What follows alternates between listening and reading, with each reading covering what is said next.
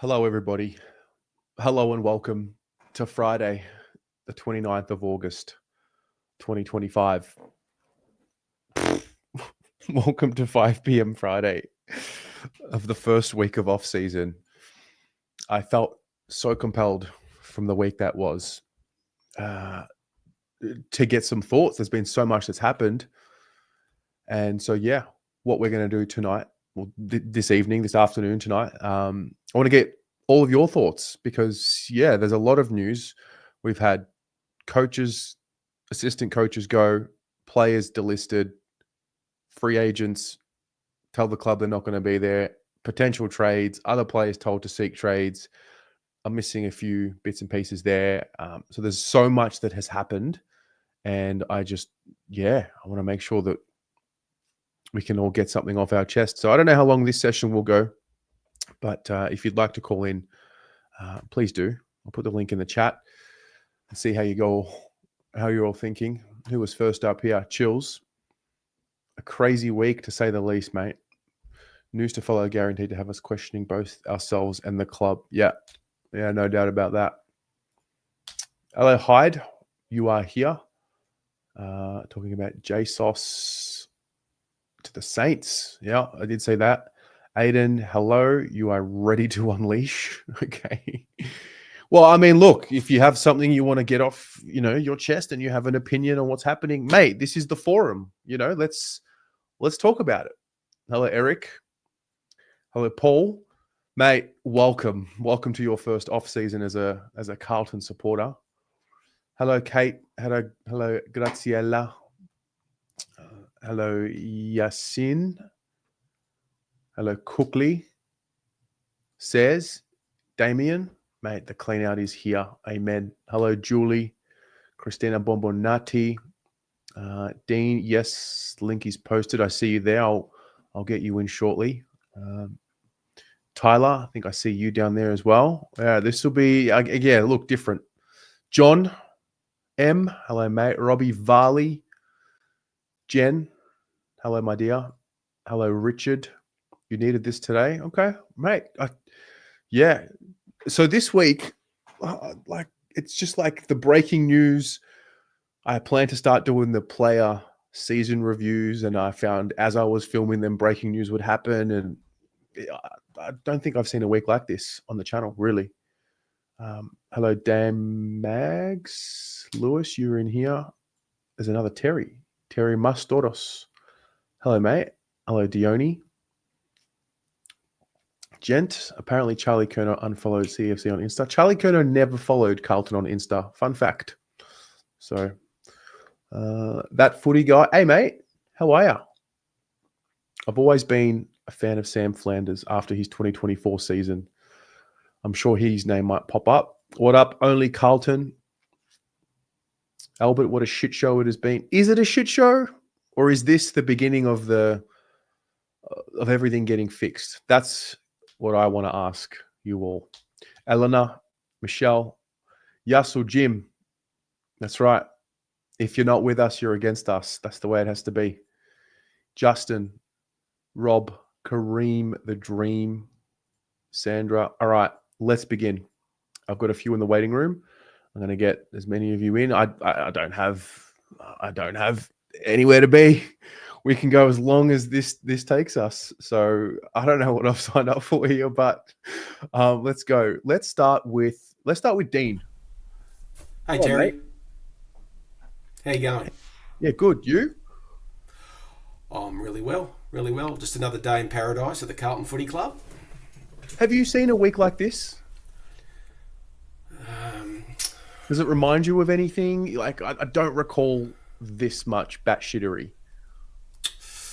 Look, in a negative way, the only thing that would come close for me would be, ironically, off the back of the chat I'm about to have with you, would be the salary cap breach back in 2000 and, being blocked out of the draft for the 2 years and then just the mad scramble just to put together a list after that. And also in terms of just the news and the media coming after us. So from a point of negativity, it was actually far worse than this. But just in terms of the intensity of Carlton in the media. That's probably about the only thing that comes close. And maybe if I went back even further, but I'm only 13 years old, back in 1979 when Jezza left the club after the 79 premiership. So, yeah, I'd have to say that. Mate, well, yeah, I spoke to you earlier. Can I read out a few of the quotes here from the article that came out today, just for some context? Please. So I'm going to share my screen. So today an article came out, and I'm not qualified to talk about a lot of these things most of the time, but I don't remember what happened with Silvani and so back in the day, right? But the article came out. Bruce Matheson, have some more quotes. Usually kind of comes out when the club's in turmoil. But I'm just going to read out a bit of this article that came out, and then Dan, I'll get you to chat about your thoughts on it. So his position here is that the way the Silvani family has been treated is a disgrace. An absolute disgrace. The Silvanis were always about performance. They never let anyone down. They were loyal and they put their heart and soul into it. And a lot of other people haven't been as loyal as the Silvanis. Matheson said that an old Carlton faction aligned to President John Elliott during the 2002 salary cap cheating scandal continued to contaminate the club. Elliott fucked the club, he said. How did they let the club get into such a big mess, owing so much money and all that? Because they all listened to fucking Elliott. They were his followers. Jack's father, Steve Silvani, famously fell out with the Elliott camp in the wake of the damaging salary cap probe, which cost the club a suite of prized draft picks and $1 million. It goes back to when he was owed money, and they said they didn't owe him money. He was dudded. They broke their word, and from there on, it just went downhill, and quite rightly so. If you are wrong, be big enough to say, we were wrong.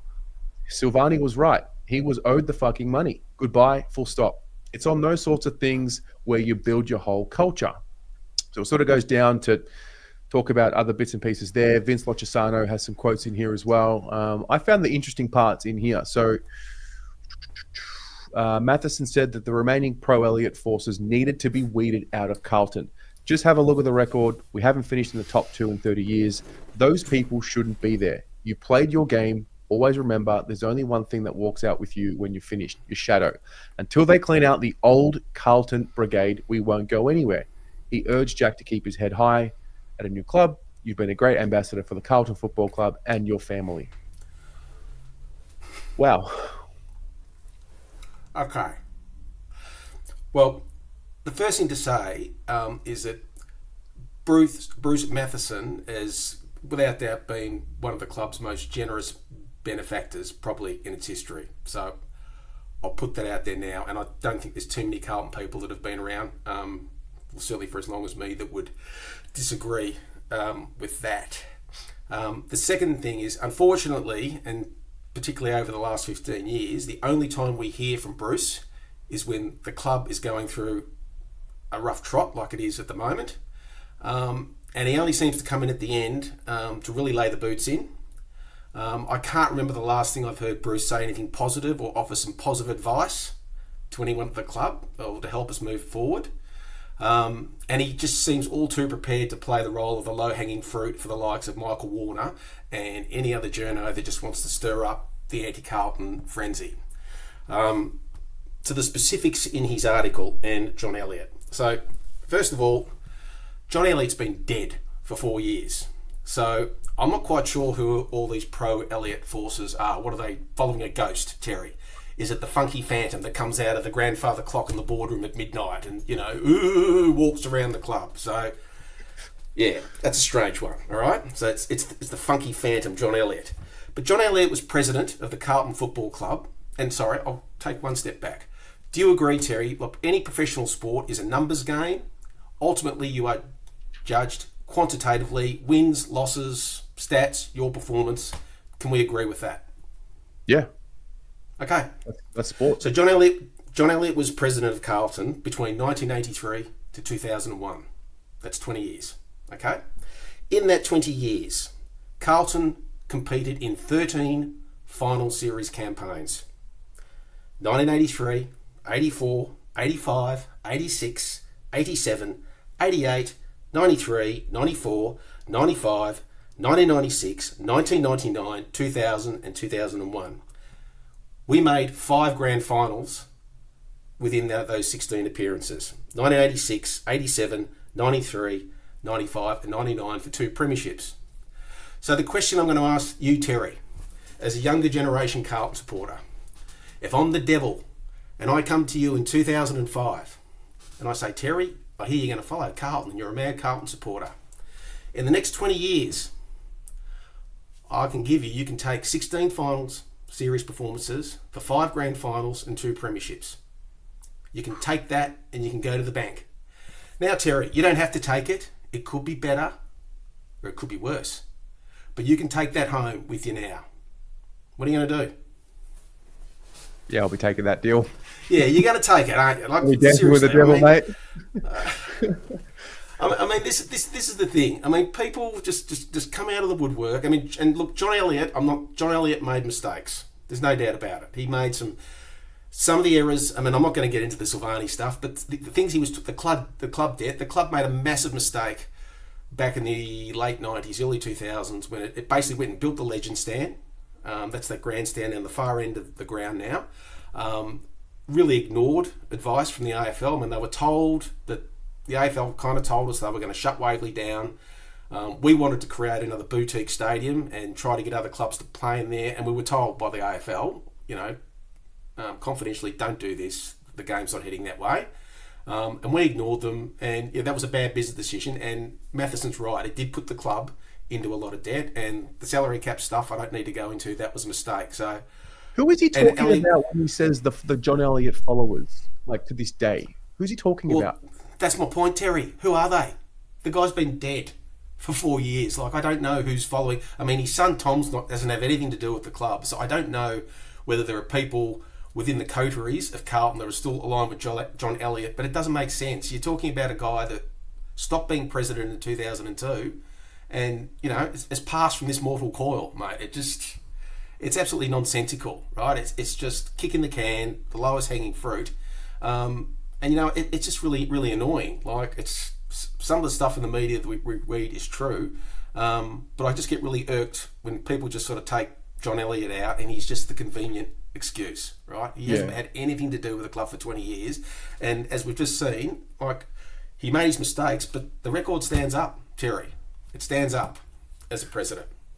I was having a conversation with someone recently. I actually forget who it was, and anyway, I think the question was, do you think we're still suffering from salary cap? And I remember having this conversation with Kuda way back in 2017, and he said, nah, rubbish, because we went through the salary cap scandal, lost the draft picks, but then we had 3 number 1 picks in a row, and then Judd the year after. That whole group has come and gone. Now we're in this group. 3 or 4 of those players from the 2015 draft. So I just can't cop that we're still suffering from it. Look, I would say that the salary cap cost us 10 years. It hurt us. Like, we were out of the draft for 2 years, and I would argue, and I think most people would agree, it took us 10 years to recover from that properly. And to your point, you're totally correct. We had plenty of time with, in the end, the first round picks came through. You had Judd to Carlton. There was a list there that I guess it was competitive. I would argue it should have done a lot better. And I'm talking about the Gibbs, Murphy, Walker, Judd generation, if you want to call it that. Yeah. But we clearly got the picks and we recovered, and again, we didn't make the most of it. But to say we're still suffering from the salary, that's just nonsense. It's absolute nonsense. So we've had 2 good goes at getting the culture right where it needs to be, with 2 completely different groups and generations almost. Yep. And look, we're not the only club that's done it. I mean, Melbourne, I always use Melbourne as the example, who at least they won a premiership in 2021. But if you go back to the 10, 15, or even 20 years before that, they stuffed 2 drafts up. I mean, go and look at them. But the big difference between them and us, obviously, they finally cracked it, and they got the premiership. So, look, apart from all the Silvani, St Kilda, and the Curnow stuff that sort of run today, that was the story that really annoyed me, because it's quite hypocritical, because Matheson's actually doing. I mean, here's the problem, mate. It's people like that who are sort of taking pot shots from a distance and stirring up just old stuff that it's just so irrelevant. That's what's wrong. It's not John Elliott. It's just, it's just really quite annoying. So Bruce is a benefactor, and Craig is his nephew, who was on the board and who was removed after the spat in the change rooms 2020. Yeah, so that was back in 2023. Yeah, I think Craig was removed after that. It was the game in Sydney at the SCG. So they're I've never met Bruce. I worked at the club for a short time, and Craig was on the board then. But they're big personalities, like they're alpha people. You know, they didn't get to where they are from holding back. But you know, at the same time, I just think. I mean, we've finally got a senior administrator at the club that, to me, is hell bent on moving us forward. Right, there's only one way now with this guy, with Graham Wright, and we're going forward. We're not looking back. And it just seems to me that, you know, people like Bruce just continually want to just pull us back, go back into history, you know, point the finger at people that are actually long gone and are not at the club anymore. So it's just forward. For me, Terry, and I think a lot of Carlton people are kind of feeling the same way now. Like, it's stuff that's happened, obviously, has been out of our control with respect to players leaving, and maybe some other things will still play out, which is still in our control, which I'm sure you're going to talk about, after you put the next viewer on. But yeah, I mean, yeah. So yeah, no, look, I appreciate you coming on and giving the insight, because someone my age, I don't really remember the ins and outs of what happened in the 90s and the early 2000s. And so like always when it gets brought up, I struggle to talk about it other than just reading what gets put out. So I appreciate you sharing the insight there. Yeah. And it should matter, Terry. I guess the point I'm trying to make is that it is history. What really irks me is when people try to rewrite it. Or put a totally different context on it that's just wrong, or just to shit on someone, right? You don't speak ill of the dead, right? That was one of the things I was taught growing up, because the dead can't defend themselves, right? And to me, that is just one of the lowest things you can do, is to just shit on someone that's been dead and gone from the world for a couple of years. So, I mean, that's what really got me annoyed today. Yeah. So, but mate, move forward, mate. What do you think, just before I let you go? Quick thoughts on fucking the week? Okay. I'm gonna use an expletive again. I think what I would like to think is that player managers dealing with us and the media, and to a lesser extent players that don't want to be there, and I'm not talking specifically about Charlie, need to get used to 2 words: fuck off. Right? That's Graham Wright's AKA, Mr. Fuck Off. Sydney, you want Charlie Curnow? Any sentence that doesn't start with 2 words, Errol Goulden, fuck off, right? And that's it. And this is really interesting. People keep forgetting, like, this could be our Dustin Martin and our Jordan De Goey moment. I mean, I don't know whether people remember all the stuff that happened around these players that were supposedly going to leave, and they ended up staying. So it could be our Charlie could stay.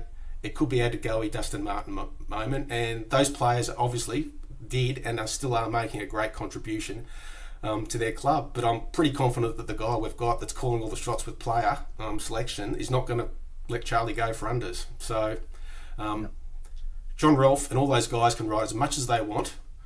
I don't for a minute think that we're going to let him go just because he wants to go. It better be a good deal. Otherwise, you know what the words are. Mate. Love it. Thanks for calling in. See you, mate. See ya. That was brilliant. Fucking absolutely brilliant, that. All right. Gags. Yeah, g'day, Tez. How are you? Mate, I'm well. How are you going?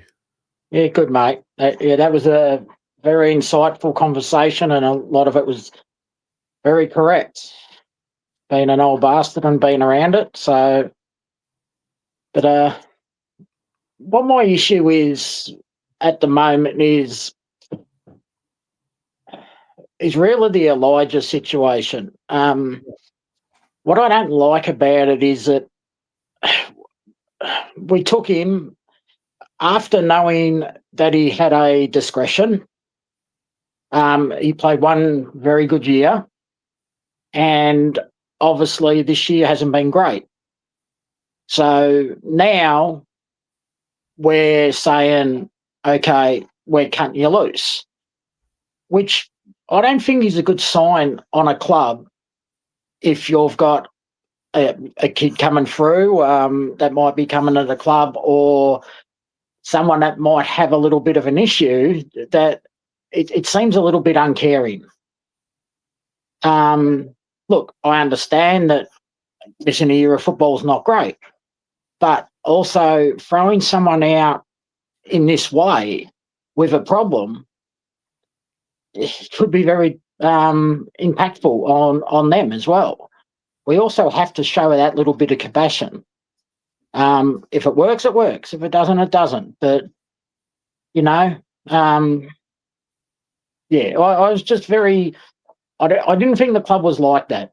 And being a supporter for 50-odd years, it sort of annoyed me because, as I've discussed with you on the past, Matthew Kennedy, when he left, was a very big influence on Elijah on that first year. They done golf with the brother a lot. I think Elijah actually lived with him for a short time. And it's just shown when someone like Matthew has left the club, certain people can lose their way. It was exactly the same when Eddie left the club. We sort of had the issue with Chris Yaron, and then Chris with Garlett, and then Mitch Robinson, and all of them were gone within 2 years. We all know that it was not Eddie's choice to leave the club. It was Malthouse not, realising his value. So that's my situation with Elijah. With Tom, there's a certain other, I won't say it if it's a podcast or something, but someone that's really bagged Tom regarding leaving for the money he did. Just being, what's the word? Just being very, very negative towards him, saying some nasty things and saying you're not worth that. You're not. Look, we all probably think he's not worth that, but how can you, grudge a fella to take that? Obviously, Tom had second thoughts because all of a sudden St Kilda went from 7 years to 8 years. So there was a reason they jumped that extra year. And if you're not smart enough to see that, then I'm sorry. So obviously Tom and ahed and, might have been looking at people 0.7 or 700,000 a year off the table, but then they threw that extra year in.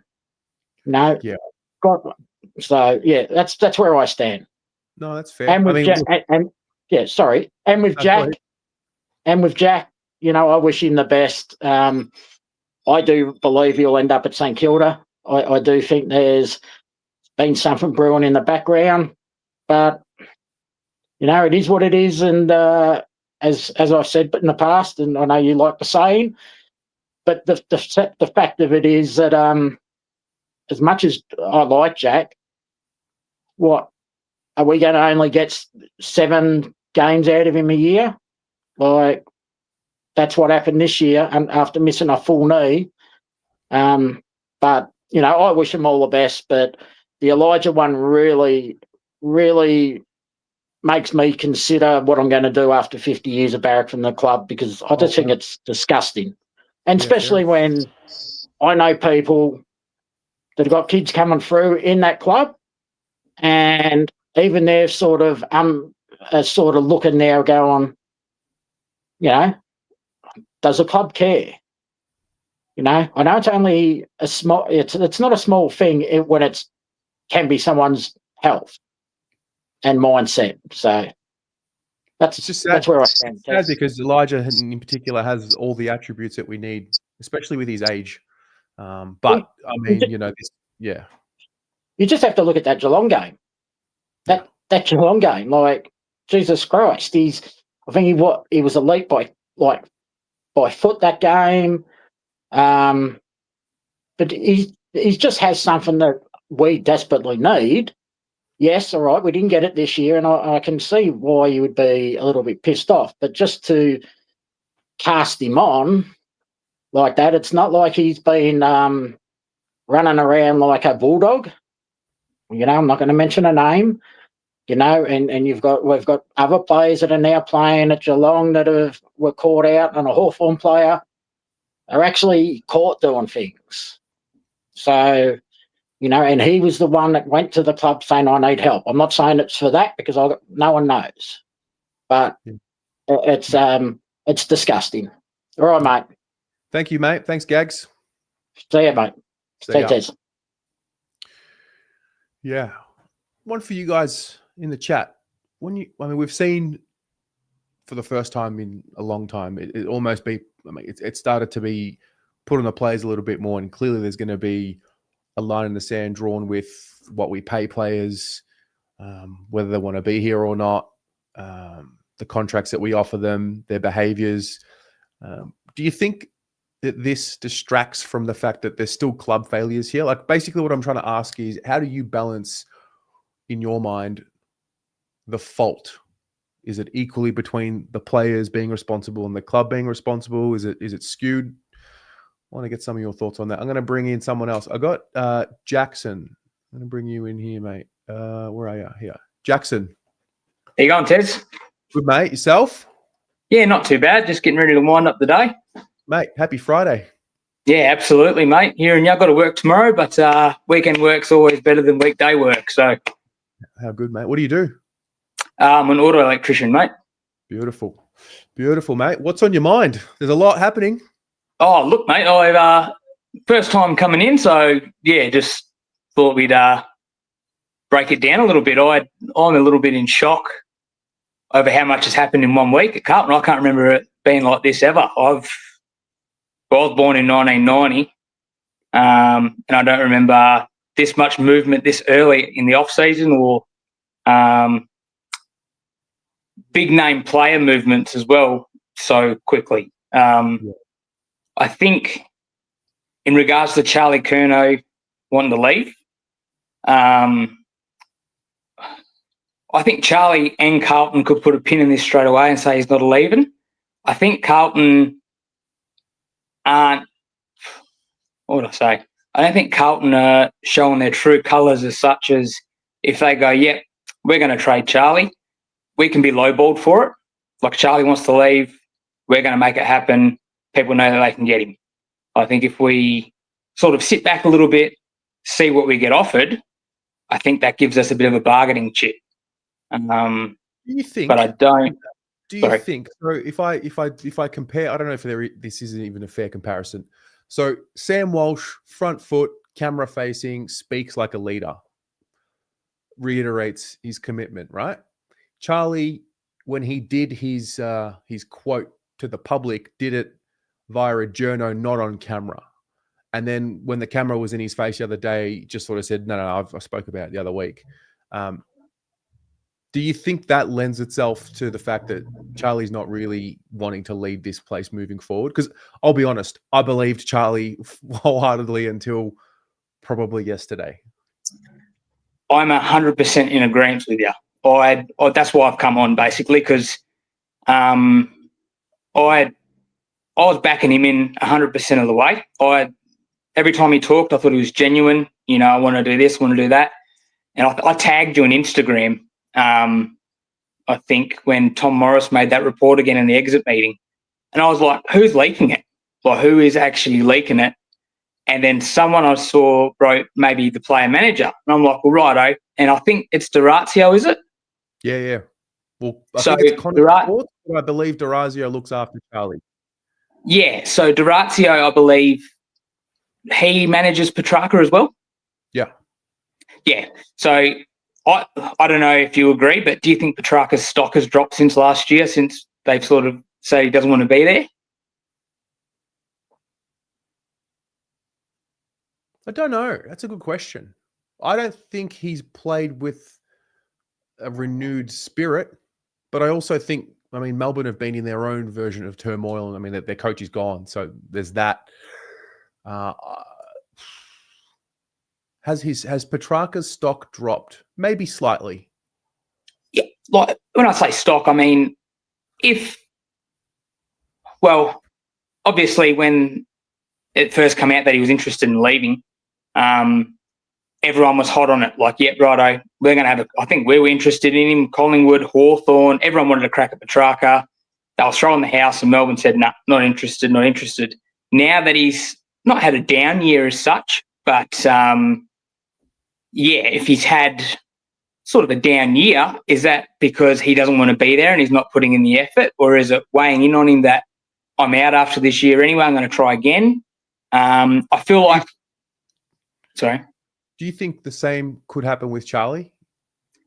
100%. I think Charlie's very much – I think Charlie takes a lot of stuff to heart, to be honest. I think Charlie immature is not the word, but I think Charlie doesn't know how to handle stuff compared to other people. Like, I think Charlie is very empathetic, and I think he can feel what a lot of people are projecting onto him. I think that's why kids love him. I think that's why people get around him so much. You know, he's an icon. People, Charlie, it's Charlie's crew. It's all this sort of stuff. I think that's why we get very defensive, because Charlie's our boy. Like, he said he wants to do this. It's hurting us a little bit. It's same with Jack. It's hurting us a little bit. This is our boy. And then when the rumours won't go away sort of thing, if he stays, he's going to cop it, not from a lot of us. Like, I can understand it's a business. You want to do what's best for yourself and your family. But he's going to cop it from people going, you wanted to leave your trader. He has a bad game. Oh, you may as well have left. You're shit. You're horrible. Or, you might kick 2 goals 6 and go, oh, this is bullshit.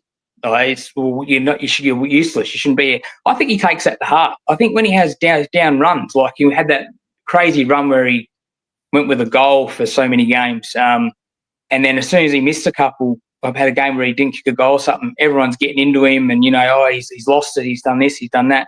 I think it weighs in on his head. Like, I think that's why he wants out of Melbourne. Same with Lance Franklin. I think Lance Franklin was very much the same, as in when he was in Hawthorn, he was Buddy Franklin. He was the superstar. You go to Sydney, mate, like, as much as they're trying to improve the game over East, I still think it's an NRL state. Like, no one cares. Yeah. Now, look, it's a tricky one. This is the first time Charlie's dealt with this type of scrutiny, I would say. I mean, early days when he had his knee injuries, the conversation I remember was, don't even talk about Charlie. He'll never be the player that he could have been. Too many knee injuries. And that was sort of the rhetoric. Whereas now this is, I mean, I did the video early today, and I mean, I was reading out his quotes from February, talking really strongly, like, we have to do it.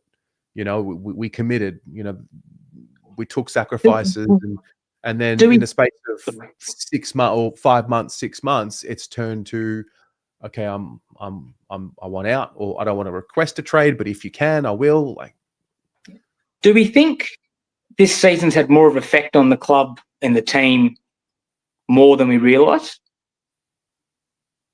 Well, yeah, because I just think what I want to know is what happened. Like, what's the real rot? Because it's turned people off rapidly, it seems. And, so I'm there. I'm also at this other point where I'm thinking, well, hang on a minute. Well, all these guys who are umming and ahhing and looking over the fence, like, all you need is a couple of them in a season, and then not everyone's on the same page. And if not everyone's on the same page, you get found out in this league for 5 minutes in a game if you're not aligned. So we had bigger patches like that this year. So this could be a blessing that no matter what happens, if we lose these big names, at least whoever's on the list next year is fully invested. And so I'm like struggling to know what's right and what's wrong, and also who the fuck to believe. Like, who do you believe? You got a straight shooter in Graham Wright, so I think you get what you get with him, which is, I think it's refreshing for us. I'd be interested if I could be a fly on that wall, man, for this season. If I could be a fly on that wall, like, it's the previous fella talking about how he was upset with Elijah Hollands. I think there's a little bit more to that. Maybe, like, I don't know, but I feel like there is a little bit more to that than we realise. Could it have come from the playing group? Could it have come from some of the senior players, seeing that maybe, one bad apple spoils the bunch? Maybe they see stuff creeping in, and they just want to lop the head off before it, gets any worse. Maybe that. I don't think we're hanging the kid out to dry. I think they've just said, look, your best chance is to go somewhere else. They're going to support him. That's, I don't think Carlton are that horrible. I think, they're going to do their due diligence. I think they did a good job of supporting him this year. And absolutely. I mean, I think it's in their best interest as well. They've also got his brother playing for us. So I think it's in their best interest to make sure he's looked after. And I think they've done everything they can. I think if you're not prepared to help yourself, you can't be helped by anyone else. Amen. And it's good stuff. Thanks for calling in and appreciate you tuning in as well. No, thank you very much, mate. Big fan and appreciate everything you do. Enjoy your day. Go Blues. Go Blues. All right. Riser. G'day, Terry. How are you, mate? What has happened, mate? Got any answers? Very interesting times, the last couple of weeks. Wow. Mate, it's such a great attitude from the club.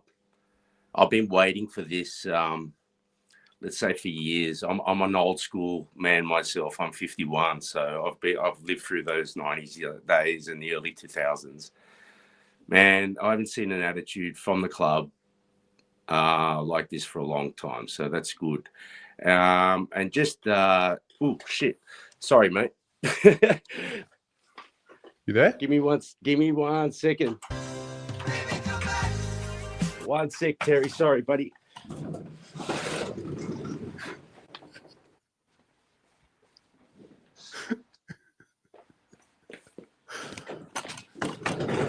Oh, you there, mate?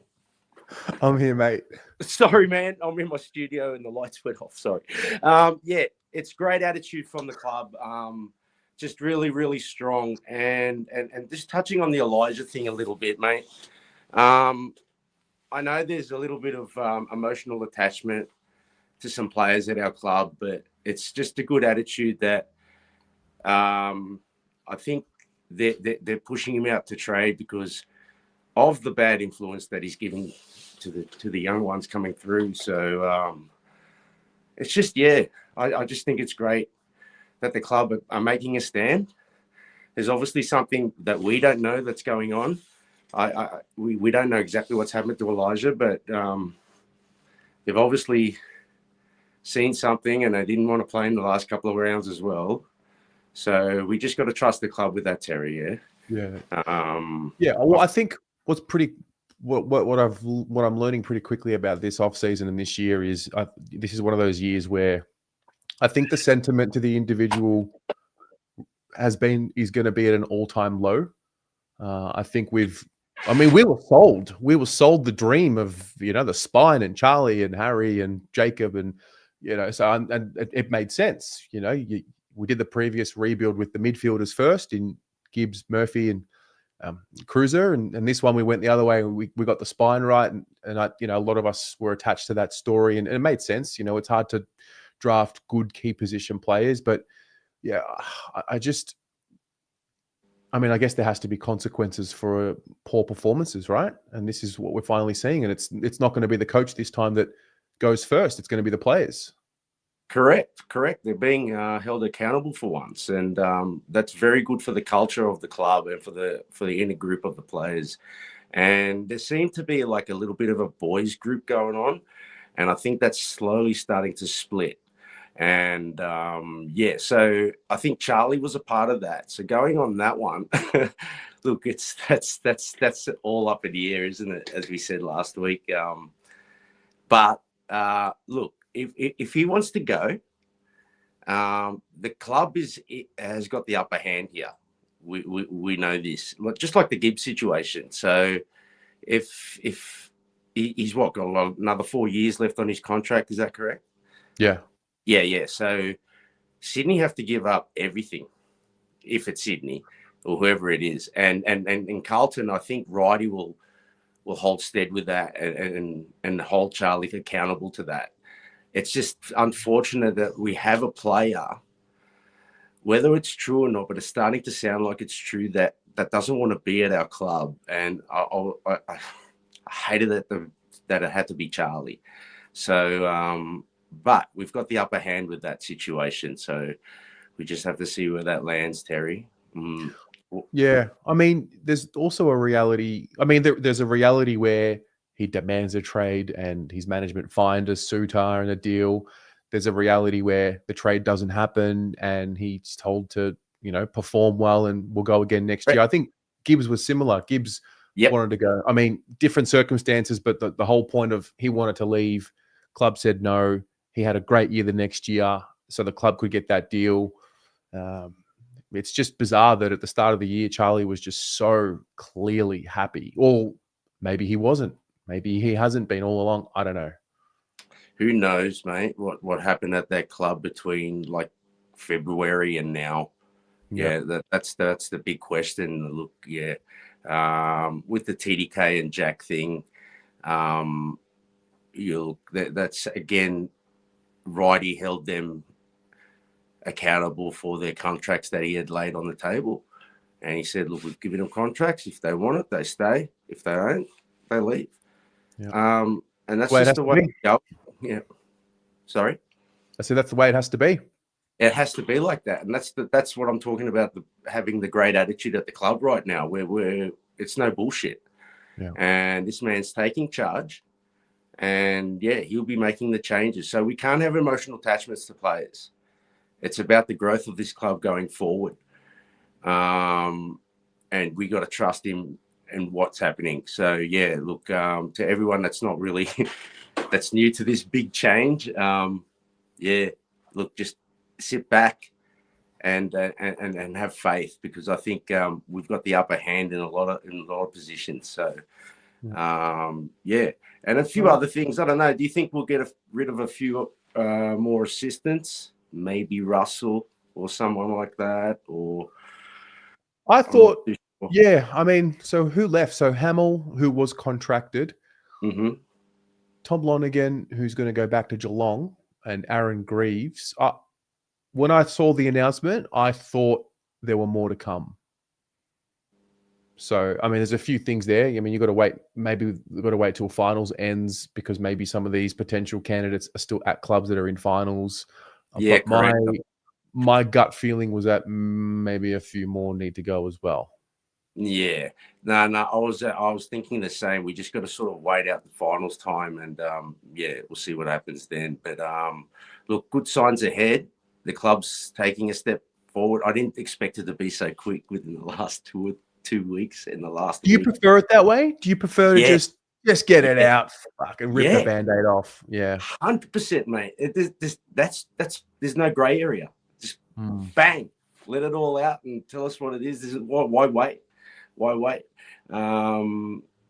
So next year, I don't want to see any Carlton supporter clapping TDK and Jack at any club. They're the enemy now, mate. That's it, mate. That's it. But, fuck them. You're either in or you're in the way. Yeah, that's exactly fucking right, man. And on Righty, man, he's a bit like Don Corleone. So he's coming in and he's the godfather. So we just got to have faith in that. But, man, lovely to chat with you again, Terry. Thanks a lot, buddy. And all right, Riser. You too, mate. See ya. Take care, bro. Bye. All right. Let's go to the other side of the country. We've got Jen. Did you hear me? I heard you. I said Queensland. Oh. How are you, darling? Yeah, I'm good. Just recapping what's been a wild week of Carlton news, Blues news. Redonkulously so. Thank you How for all you of you. Through it all. Well, actually, today's the first time I've got angry. Ooh. I can't stand any of the the chat with I can't stand any of the media. Can't stand it.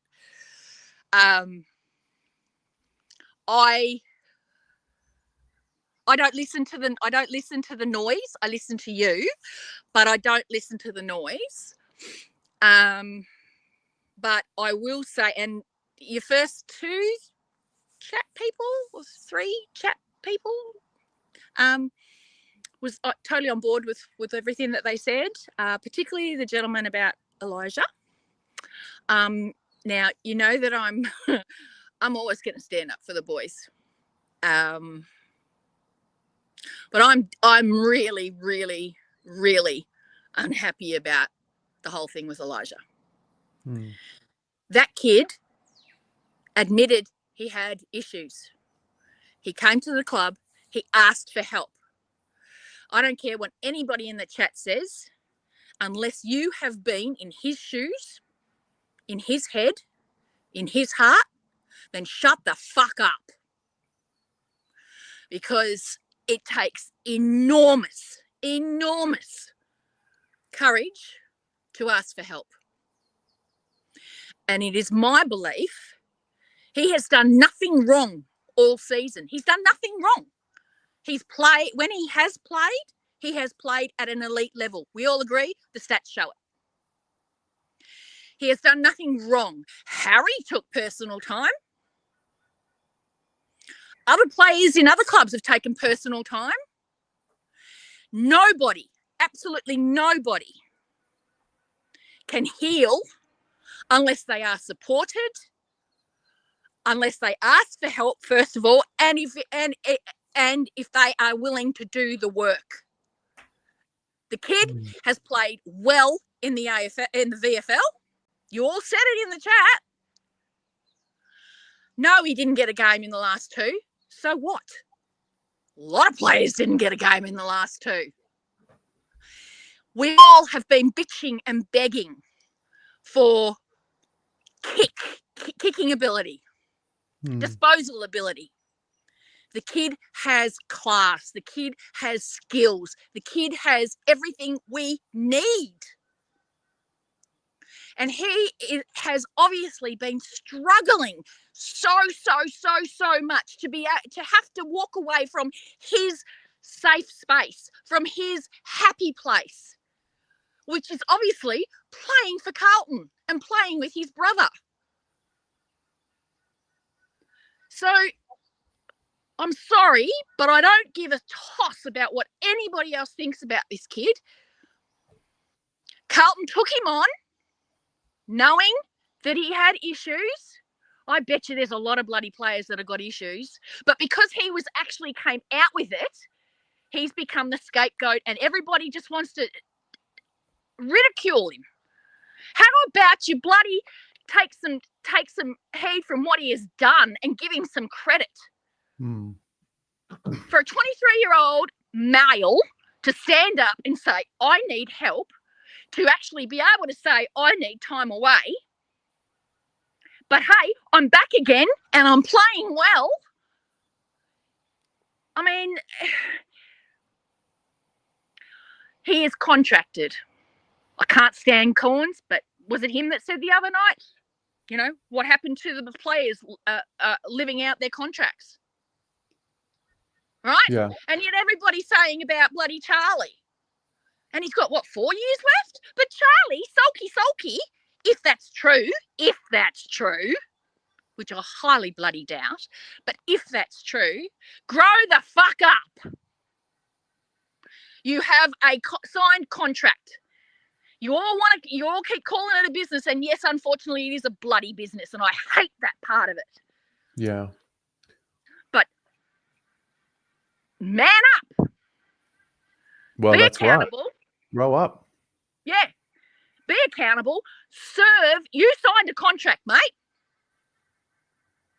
And whether or not you can go surfing when you want to or you can't, you're playing AFL football.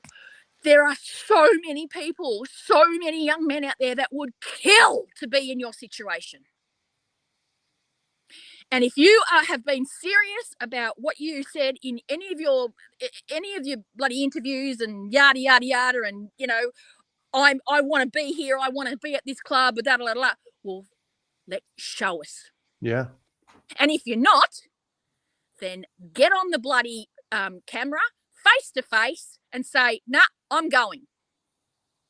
I'm so livid with the whole bullshit of the whole AFL scenario, whereby they keep, where it's become so acceptable to just come and go as you freaking please, make up stories here, there, and everywhere. Throw out this so that you can upset more people, and then you get Sammy Walsh. My God, how proud was I of that guy when he and he hasn't even signed an extension yet. Yeah. Right? That's why it was so refreshing to hear someone speak with, certainty. Exactly. And it's not hard. Yeah. Why are you hiding? What, even if you're just looking for more money, then pardon me, but fuck you. Go. All right? I'm so sad about Sauce, but that's very sentimental to me. TDK, sad, but I'm over it. Dealing with it, that's fine. Charlie, I just want a freaking decision. Yeah. And can I suggest, I don't know if you can or not, but hey, they approached you to have you talk to the president. Can you approach them and ask the actual question? Who is staying and who is going? Can always ask the question. Well, why not? Why the frig not? You represent us as the fans. You have a whatever kind of, they know who you are, put it that way. Why can't you ask the question? Good. Because you're genuine, you're real. You've got no you don't have to make up stories. You don't have to, meet a quota. You're a genuine human being who loves this club dearly, in line with the rest of us. So, you know what? They grabbed you, you grabbed them. And get some freaking answers. I'll get them on the spot when they're not prepared. Maybe that'll... Exactly. Why not? Yeah. Why not, Terry? Why not? I'm with you. Yeah? I'm sorry. Yeah. I'm very, very... I love it. I love it. Let it out.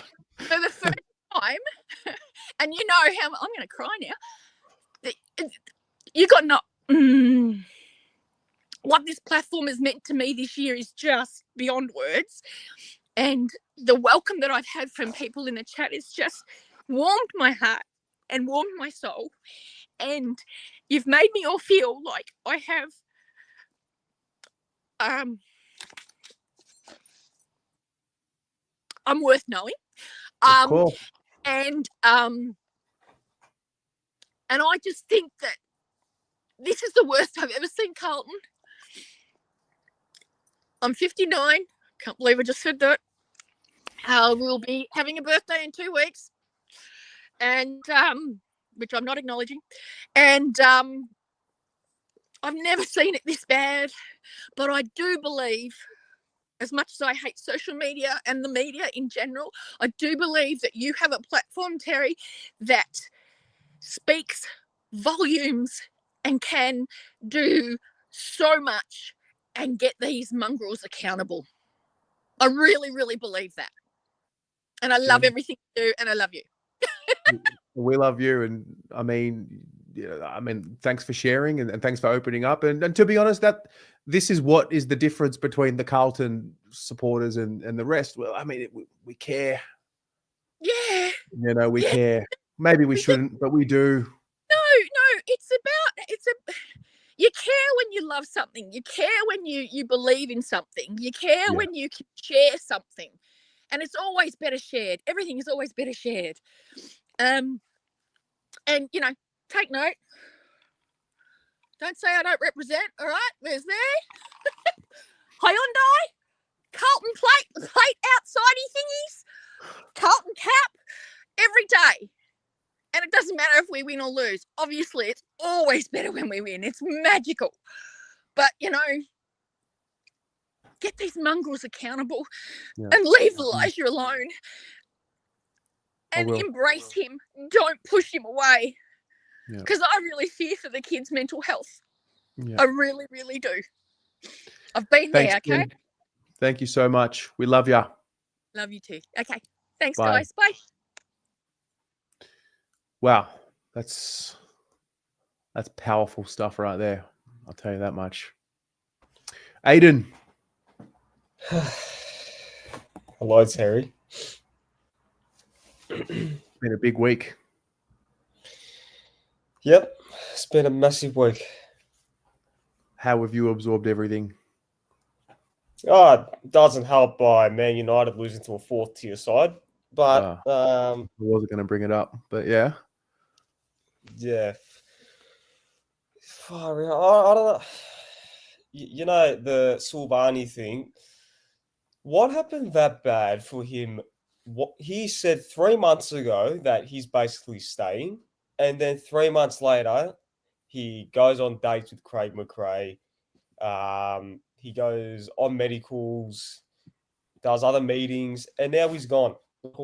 That is so fascinating to me. Like I don't care that he's left, but what made him change his decision that quickly? Like, what went wrong for him to ultimately leave? Because I think Blues AFL, he posted a Instagram post about it back then that Silvani basically said that he's staying and whatever plays out, but he's going to stay, and now he's left.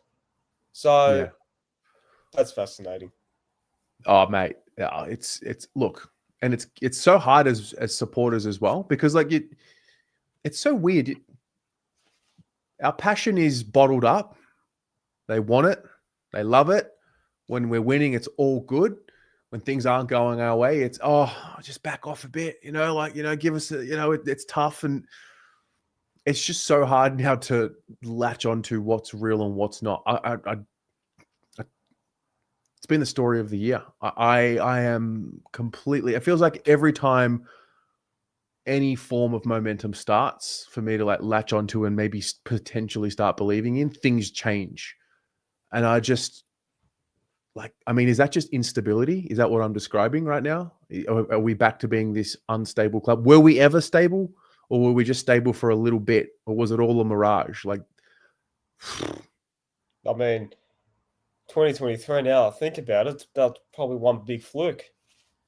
Well, okay, so I've heard that, right? But I mean, we won 22 of 28 games between that period and the following year. So, I mean, I don't know if you fluke 22 of 28. That's true. But I get your point. We found some momentum and copped a rush, and away we went, and we made a prelim. Like, I get it, but it wasn't just then. Like, it was a good 12-month period. Yeah, and what do you know? GWS quarter time.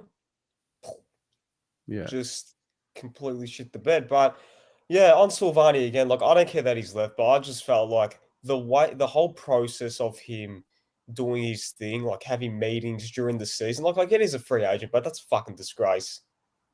Like you can't but he basically let Craig McRae, that dickhead, right? Basically tell everyone that, oh yeah, I went on a date with Jack and all that. Like it was good. Like I'm looking forward to have a meeting with him again. Like you can't, like, the season is still going on. We're still playing games. Like the season's in turmoil, and the fact that you're having medicals and you're having meetings with coaches and all that and making it really public, I just felt like that's a big disgrace. And for him to walk out free agency is a massive spit in the face of the fans who stuck by him, who supported him throughout his injuries and all that. When other fans, i.e., Collingwood supporters, who now think that he's his father, said back then that he's only getting a name because of he's only getting a game because of his name, and now they're in love with him. But I just felt like the part. Yeah, so that's the part there where I find some inconsistencies too. So like, I have no doubt Jack loves the club. Saw his post, very heartfelt. Yeah, lots of emotion in there. Pulling on the heartstrings, but he knows more than anyone. And I think I don't know if he did everything he could to make sure that his medicals and his dates stayed private. Especially him knowing what that would mean to Carlton people, and if he's a Carlton person himself, which he is.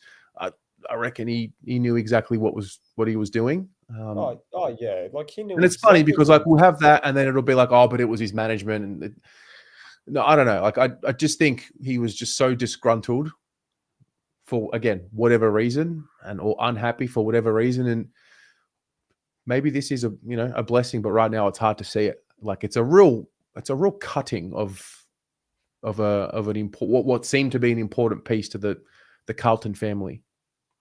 Yeah, I know. But you know what? If he does consider himself as a Carlton supporter, which he stated on his Instagram post, then would you really want all that coming out? Like, for the No. respect of the fans at least and the club, like that's pretty disgraceful. That's disgusting. Mm. Like, and for that, I don't want him stepping foot back into the club again. And you know what? If it's true that St Kilda have offered him the money that they did, then go there. Like, Mm. just go right with your father up there. And as for Charlie, What do you I believe?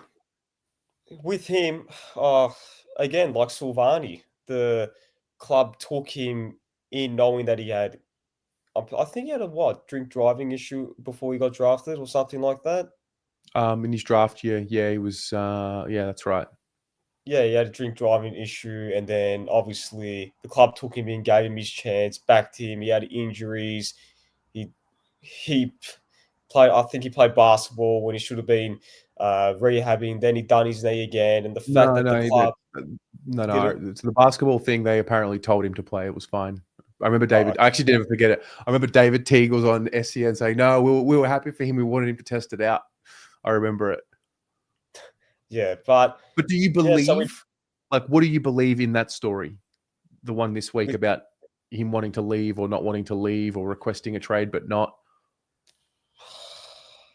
I'm pretty conflicted by it, to be honest with you. I actually, apart like, did he actually state that he wants to leave, or was it just his management? That's the thing. Yeah, but like, Because who does his management? His management represents who? Dacos, No. Houston, As in I the Charlie him, Curnow yeah, situation, I don't know if his manager would be telling the world things if Charlie didn't know what his manager was saying. yeah, that's true. So I That's don't know. true. But I mean, I did believe him when he did say 2, 3 times, "I'm not leaving, I'm staying," and then now that he wants to leave, that's weird. But Mm. again, what something is fucked happened in February or March for these players to consider moves, especially him, a leader who's a popular figure at the club, who's got his own membership brand as well. For him to want to leave, that's pretty big. But again, look, if Sydney want him, then I'm telling you now, it's golden, a first round pick. If not, it's 3 top 10 picks. If not, then fuck off. You're not getting him. That's it. I'm being dead set. For a player like him, like people say, oh, he hasn't done well in finals. Like, if you think about it, this guy's a 2-time Coleman medalist. He nearly broke Gary Ablett Sr.'s, I think, goal tally record at one point for kicking a goal per game for nearly 2-3 years, I think. He is 3 top 10 picks at best. If not, golden or a first round pick. That's it. That's how we're getting rid of him. Fair.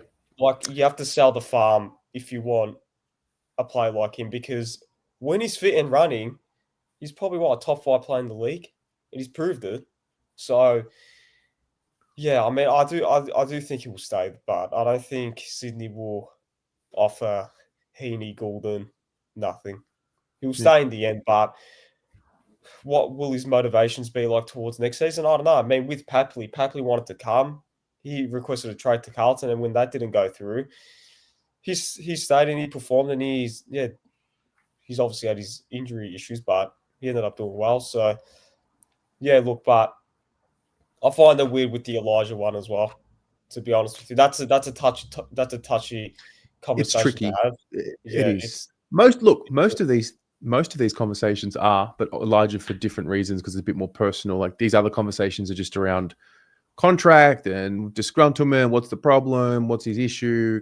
Whereas Elijah's obviously it's a bit more personal, and because we don't actually know what. But the Elijah one's been a bit weird too, because I mean the nasty shit rumors that have come out about him and just spread, and yeah, I mean I don't know.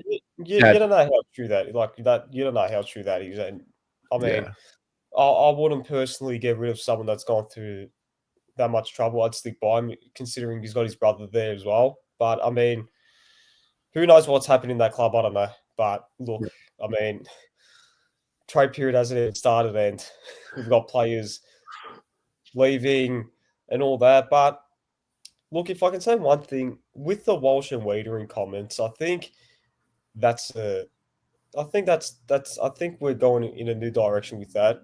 Like those little things as well, like Walsh saying we need a bullshit mentality, we need a no bullshit mentality. Wiedering saying if you want to stay, stay, but if you want to leave, then piss off. I think Graham Wright has kind of influenced that a little bit to an extent, but yeah, good. But yeah, what do I know? So, mate, yeah, what do any of us know? We just pay Yeah. our membership every year. We show up, we complain, we want more, we want better, and we just do it all over again every fucking year, mate. Yeah, I mean, people are sick and tired of it, Terry. Like, that's the thing. Like, I haven't seen one supporter suck or cry about, oh, nah, Charlie, we can't get rid of him. He's this, he's that. People are fucking over it at this point. Yeah. I am. I don't care. If you want to stay, stay. If you want to leave, there's the door. Go. Yep. Fair enough. Love it. Mate, stay tuned. More to come. I will indeed. Thanks, Terry. All right. Same, man. Johnny fucking Holden. Hey, Terry. How you doing, mate? Make it make sense, mate. Oh, what a big week in football, eh? Make it make sense. Look, I'll start with TDK. Now, anyone who's going to be offered that sort of money, as a family man, that's life changing. I mean, that's something you can't sort of knock back. If someone offered me a job where I'm earning pretty much double what I'm getting now, you do it. Now, my heart is with the job that I've got now, with the people that I work with. I love it. But if someone goes offering you a job where you're earning twice the money for 8 years, you can't knock it back. I mean, football life is very, very short. And if you don't make hay while the sun shines, you're staring down the barrel. I mean, what happens if something happens in the future and he can't make that money? You got to do it when it's there. So I get the conflict where his mates are there. He loves his mates, but that sort of money you can't knock back. Like I always say, like someone offers you 150, 200 grand, 300 grand, even that a year more, you can think about it because tax will take half of it anyway. So realistically, a $300,000 pay increase is maybe 180 grand in your pocket after tax. So the price tag can be a little bit inflated. So with the TDK, you could tell he really wanted to stay, but the offer was just too good to refuse. You can't knock that back. No. With Jack, I said it about 5 weeks ago when I was driving home and I called in. I've heard for a long time there was a lot of guys at that club that were spoiled and they had this prima donna attitude at the club that they were bigger than what they thought they were. And I honestly believe that Graham Wright's come in and thrown a few home truths to some of these more senior players. Doc, Silvani, maybe even Charlie, hey, the club is bigger than you. If you think you are bigger than the club, then you're in the wrong place and you will be moved on. I honestly believe that there's been a lot of home truths thrown around and some of them I don't think have liked it. With the Charlie one, it could also be as much as, look, if anything happens, I wouldn't mind going up to Sydney or go down to Geelong, be closer to my family. But if not, I'm happy to stay here. But if something comes out, hey, I'm happy to trade. If not, I'm happy to stay. You don't know how much of, like, being a reporter, they do take snippets and they will take it out of context to make it a grab. So we've got to be careful. Have they taken a small snippet of something that he has said and run with it to make a story, or is it a full-blown, I'm done, I want out, get me out of here? Or is it just a fact that, hey, look, if Sydney throws something up, I'd be keen to go up there. If not, I'm happy to stay here. So, like you said before, let's sit on our hands and just wait. part of why I've turned a bit on the Charlie thing is because every time there is like a reference to it, so obviously like the exit interview, for example, straight away the management is getting out there to the media and they're putting out their story saying, yep, Charlie said he wants to stay, but he still wants to explore it. Nick, what was his name? Nick Butler did the Channel 10 report, and he said in his report, I called his management and he confirmed this. And so I just feel like the manager doesn't push this hard on the player not wanting to be there without the player's full blessing. And also, as a leader of Carlton, I mean, or of any organization, when you were in a leadership position, you've got to speak strongly. And I thought, on the one hand, Charlie's a chill dude, like doesn't sweat the small stuff. But I was sort of thinking about Xander Maguire's grab, and he's like, "Oh no, like like I spoke about it a few weeks ago and sort of laughed it off." Earlier in the season, Charlie did the article where he spoke strongly about then want to win the premiership, and he spoke like a leader. And then when I think of that grab, and he just didn't want to reiterate, "No, I'm staying," on camera. And even when he did the first bit around saying I'm staying, he didn't do it on camera. He did it to Riley Beveridge, who printed it. Maybe I'm getting paranoid. Oh, look, I think there's, I'm just sort of throwing a different context into it. I mean, there's the narrative of, look, he's going. Brodie Grundy left Collingwood and Adam Treloar left Collingwood. And we all thought, what the hell are they doing? Buckley was sacked, Treloar went, Grundy went. We all thought the club was going to implode. 2 years later, they win the flag. Buddy left Hawthorn. We all thought, what a crazy thing. Hawthorn are fucked. They're not going to go anywhere. They win 2 more back-to-back flags. So sometimes it's not all doom and gloom. Brendan Favola left the club, and we actually got better because we weren't predictable. We weren't looking for Fev every time we went in the 50. The one thing with Charlie, when he's not there, we looked unpredictable. We have got so many other options. Other players don't know where we're going to go. When Charlie's there, they know 95% of the ball is going to go to Charlie. You double team him, triple team him, you sort of cut that way to goal out because they know that Carlton just going to go Charlie and they're Charlie centric. So it's not all doom and gloom. If we can get ourselves a better midfield run and everything else like that, I think we might be able to, just go, okay, thanks for the memories, Charlie, but onwards and upwards. That's one way of looking at it. Now, on to Elijah. Now, I'm going to be really, really sensitive and careful here. I live with mental health every day of my life. My wife has it. I've been through it, and I've been to the darkest edge, I'll say. So someone with mental health, you don't know what it's like until you have either A, been in those shoes, or B, live with someone every day who battles those demons. So you don't know what he's going through. If it's a mental health issue, then I agree the club should be a little bit more sensitive to it. Flip side, if it's because he's had 2 Panadol and a Nurofen, take that as you wish, and he has a bad influence on the club and he is dragging others around him down a dark path, you need to cut the head off the snake before it infects the whole lot. Now, we had a player in Brendan Favola who was a bad influence on the younger kids when he was there. They got rid of him not because of the Brownlow antics, but because of the shit that he did around the club, that he was dragging the youth and the younger kids in down that rabbit hole. And that's why he was let go. Had nothing to do with the Brownlow. That was just an excuse for them to get rid of him publicly. It was what he was doing with the young kids, taking them out, getting them involved with gambling, drinking, and all that other stuff is why they got rid of him. I know that firsthand through someone who was very, very, very close to the board and very close to the playing group. And that was why he was let go. It had nothing to do with a lot of the other things that were brought out in the public. So you just got to be careful that they do that because, like I said, one bad apple can ruin a whole crop. So they've got to be mindful of that. If, and a big if, that is what Elijah's doing to the club.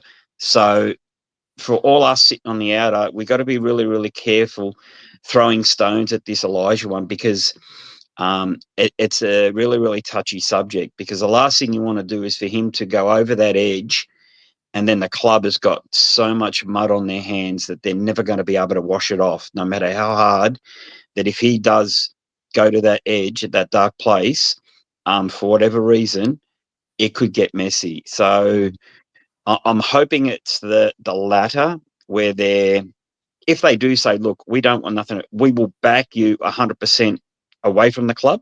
We will make sure you're looked after for the next 10 years if it has to be, for his mental health's sake. I do hope so. But what if he's not in a mental state to play football anymore? What if he just mentally has checked out himself and has gone, look, I'm cooked, but I'm not cooked, if that, you know what I mean? Like he doesn't want to commit no more. It's too much. The pressure's too much. Yet next week he comes out and he's like, oh, I'm having a good week. And they're looking at him for a long-term thing going, mate, you're battling something here that's so bad. 1 week you're good and you're bad for 5. It's in your best interest if you sort of walk away from this pressure and this style, and go and get your life sorted out, mate. So there's that aspect too. So we got to be really, really careful which set of eyes we look at that situation through, because it could be a dangerous, slippery slope. Yep. So we just got to be really, really careful. Like, I've read a lot of things on here where it's like, fuck him, leave him go, blah, blah, he's a junkie, and all this garbage. No one knows. Until you actually know it, put yourself in these shoes. What if it was your brother or your sister? Yeah. What if it was your mum or your dad? How would you be? What would you be saying now if someone was saying that about your brother up the street? You'd defend them to your last breath. So we just got to be careful with the Elijah one. That's all, because that could be horrible. As far as the others go, the only one I was disappointed was Chincotta. I thought he was a bit stiff, and I think the injury probably cost him a little bit too much right at the end of his career. Maybe there is the injuries may be a little bit worse than what we actually think, and he just cannot perform those basic tasks, because when he came back, he looked laboured. Chink used to be one of the quickest in the club. He looked slow and methodical. So was it match fitness, or was it because his hip was bothering him? So we missed a lot of footy. He missed a lot of time with the hip. Absolutely. He missed almost a year with hip surgery. So I hope for his liked his sake. attitude. I mean, look, you can maybe find other, hard luck stories. I just liked his attitude, and I thought he was someone you can have on the list. Okay, maybe he wasn't in the best 22 every week, but when he was called on as a depth guy, he was able to fill a role when he was fit. I hope he's a player that we sort of look at and maybe redraft again with our 53rd draft pick or something like that, and we go, you know what, let's throw you a lifeline, rookie draft him, or even go, look, if you don't get picked up by another club, we'll throw you a lifeline in the VFL. Come back and play with the boys, get around the group, because we know you love Carlton and everything else like that. And hey, if you put in a good, pre-season and everything goes well, we might even pick you up mid-season. Like, who knows? I mean, but the next thing is, we also sit there and go, we want to be ruthless. We want ruthless Carlton. And I've heard a lot of this about, like, TDK. I would never have given him the last 3 games or 8 games or whatever it is. Fuck him. How dare he want to leave, blah, blah, blah. If you're a club with that kind of attitude and you do that to a player, what that does is also, there's a double standard here. There's one, okay, we're going to have a ruthless attitude, and we're going to be, if you're not in, then you're out attitude, which, yeah, that can be a good thing. But on the flip side, it can also be, I'm never going to open my mouth at this club about anything, because if I do, they're just going to shit can me and put me in the bin. So I am never going to come out and be honest. I'm not going to be open about anything. I'm going to keep everything close to my chest. I'm not going to say boo, because if I do, they're not going to play me, and I'm going to be disbanded and everything else like that. So you've got to be really, really careful. What does it matter if he plays another couple of games? Nothing. You know, oh, how dare he? You know, he gets 100 games on his locker. Well, he played, 8, 9 seasons for the club. You know, he's given his all. So to play another couple of games because he's still undecided whether he wants to be at the club or not. I know one thing, if you go doing that, you've absolutely made his mind up for him 100%. He's going to go, fuck you, I'm gone. You want to treat me like that? Yeah. The next guy who's sitting there thinking about it, he's going to go, you know what? You treated him like that, you're going to do it to me. I'm out of here as well. So you've got to be careful that attitude doesn't rub off the wrong way. You can be ruthless and aggressive, but do it in the right way, not the wrong way. Just because we're losing games at the moment. And the thing I find with a lot of supporters, and I see it on so many group chats, it's they don't know what is at fault. And all they want to do is go point fingers and blame every other thing. And what they do and what they don't understand is players see a lot of this stuff, whether through the media team and go, hey, this is what's going on, or someone else seeing it and reporting to them. You want to keep these players at the club and you want to have good culture. Well, we're the ones who are breeding the cancer by all this negativity in here, because this culture that we want our club to be proud of and everything else like that and stand behind, we're the first ones to create this cancer culture where we are the worst part of it.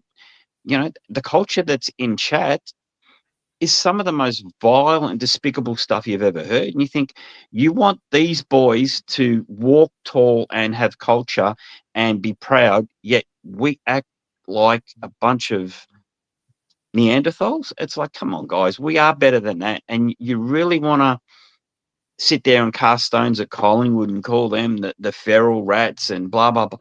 They don't act like this.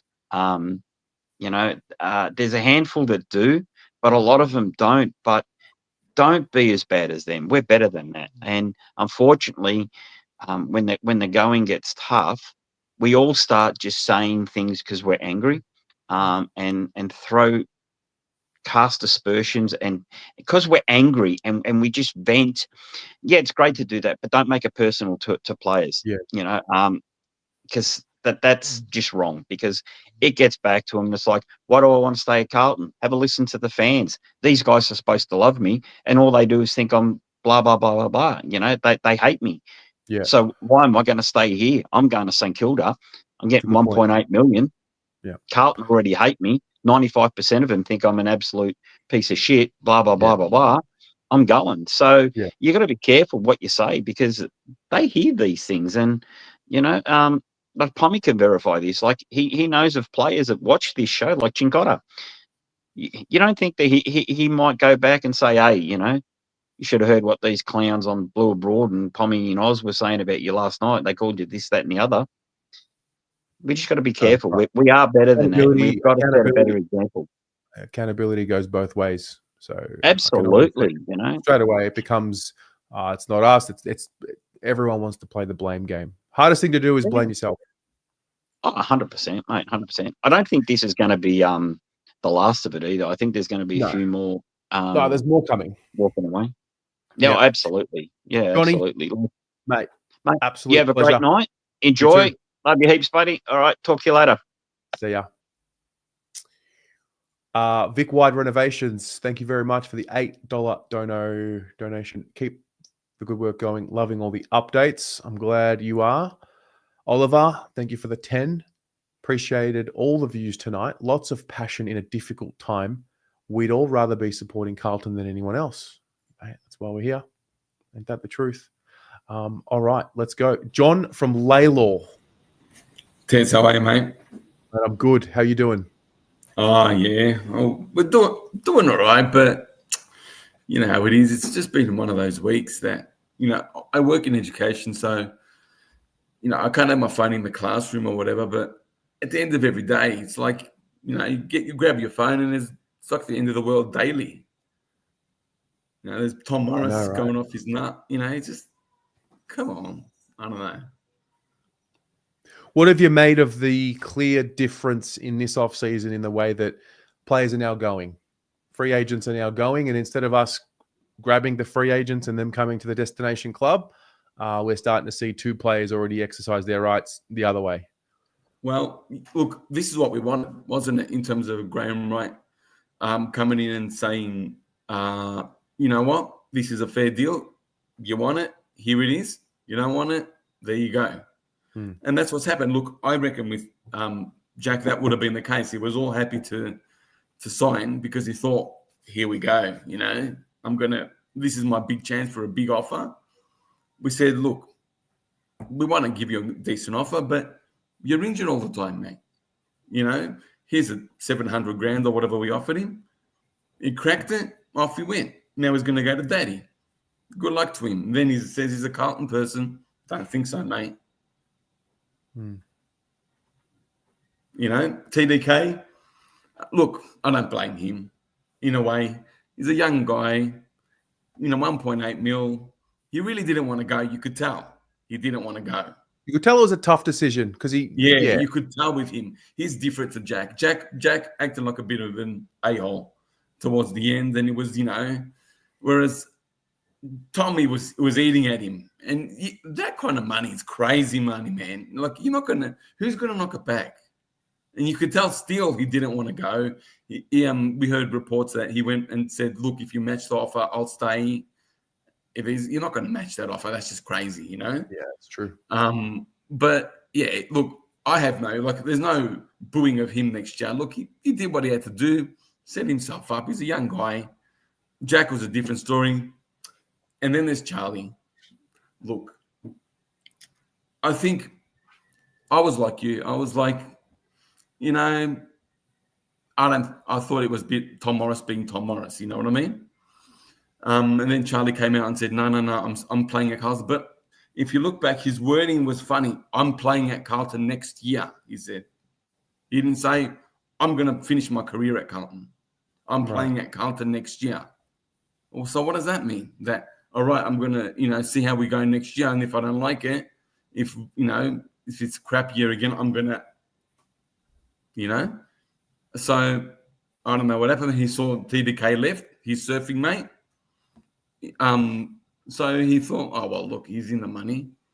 You know, I'm not losing him. Jack, who was in the same draft as him, left. Well, he's losing his mates. Doc's gone. You know, and then he's gone and done the sneaky, getting his manager to do the stuff in the background while he's, you know, oh, well, nothing to see here. I said I want to stay. But his manager's working in the background, you know? What is there? Do you think there's a reality where the club has said, hey, listen, everyone, we're rebuilding? Oh, look, I don't think, look, and if you think about it, we've been rebuilding since 2023. If you think, look, if that team that went in that prelim, it's virtually unrecognizable if you think about it to the team that was playing this year. There's not Marchbank's gone, you know, Jack Martin's gone, Kennedy's gone, you know, all those players, they're not there. So, you know, we made Jagger a priority instead of bringing in, instead of bringing in Dan Houston last year, had Cowan and all that coming after that. So really, we've sort of been bringing in kids for a while now. You know, in the mid-season drafts, instead of drafting mature 25 whatever year olds, we drafted kids. We brought in, Cooper Lord last year, a 20-year-old, brought in a 22-year-old in Fling Young this year. So really, we've sort of been doing it on the fly, in hoping for the best. You know what I mean? So I think we sort of saw the writing on the wall with the list, and they have been rebuilding, sort of slowly. You know, I mean, when was the last time we had 7-8 debutants in a year? That wasn't a rebuild year. We haven't done it. That's true. And we did it this year. So really, I think us as supporters really haven't realized it till it sort of hit us in the face that we have sort of been rebuilding on the run, and hoping that maybe we can, you know, sneak in a little bit of finals while we're doing it. Yeah. Well, John, mate, hopefully, I think once we get the exits out, then we can start getting news about the entries and who's actually joining. I think once that starts happening, that's when we'll start having a bit more clarity. Exactly. Look, people, you're right, because people now, they're panicking and saying, oh, you know, TDK's left, Jack's left, Charlie's going to go, and all we're going to bring in is Buku and Petrucciali. I mean, come on. If you believe that, then you're crazy, you know. Oh, dear. Mate, we got cash now. We got serious cash. You honestly think Graham Wright, a guy who's, you know, been in the field for that long, come on, man, he's not that dumb. Yeah. You know, I'm telling you, we're not going to let Charlie go until unless it's a deal that, you know, suits us. That works. No. Yeah, that's right. Love it. John, you have a good Friday night, my friend. No worries. Go Blues. Go Blues. All right, let's go. Robbie Varley. Hello, sir. Hello, mate. How you going? Splendid. Mate, it's a wine week, so cheers to you and all the Blue Abroad family. I should have poured a glass. I didn't realize we'd still be gone, but yep. Oh, dude, after a week like that, I'm surprised you're not on it. Bizarre. Like, I've had anxiety of leaving the house just in case there's breaking news. I didn't want to like be out too far away from home in case I had to film. My own anxiety. As soon as my phone beeps, looking at it, even now, like while I was waiting, something popped up, and now they're pushing the Curnow, Tom Papley, something's brewing there. So yeah, mate, it's crazy. It's the crazy time of year. Yeah. Yeah. Which of the news is the one that sticks with you the most this week? Is it the coaches? Is it the players? Is it what really stuck with you? No, the coaches were as expected. Surprised it's not more, although that I understand still might be coming.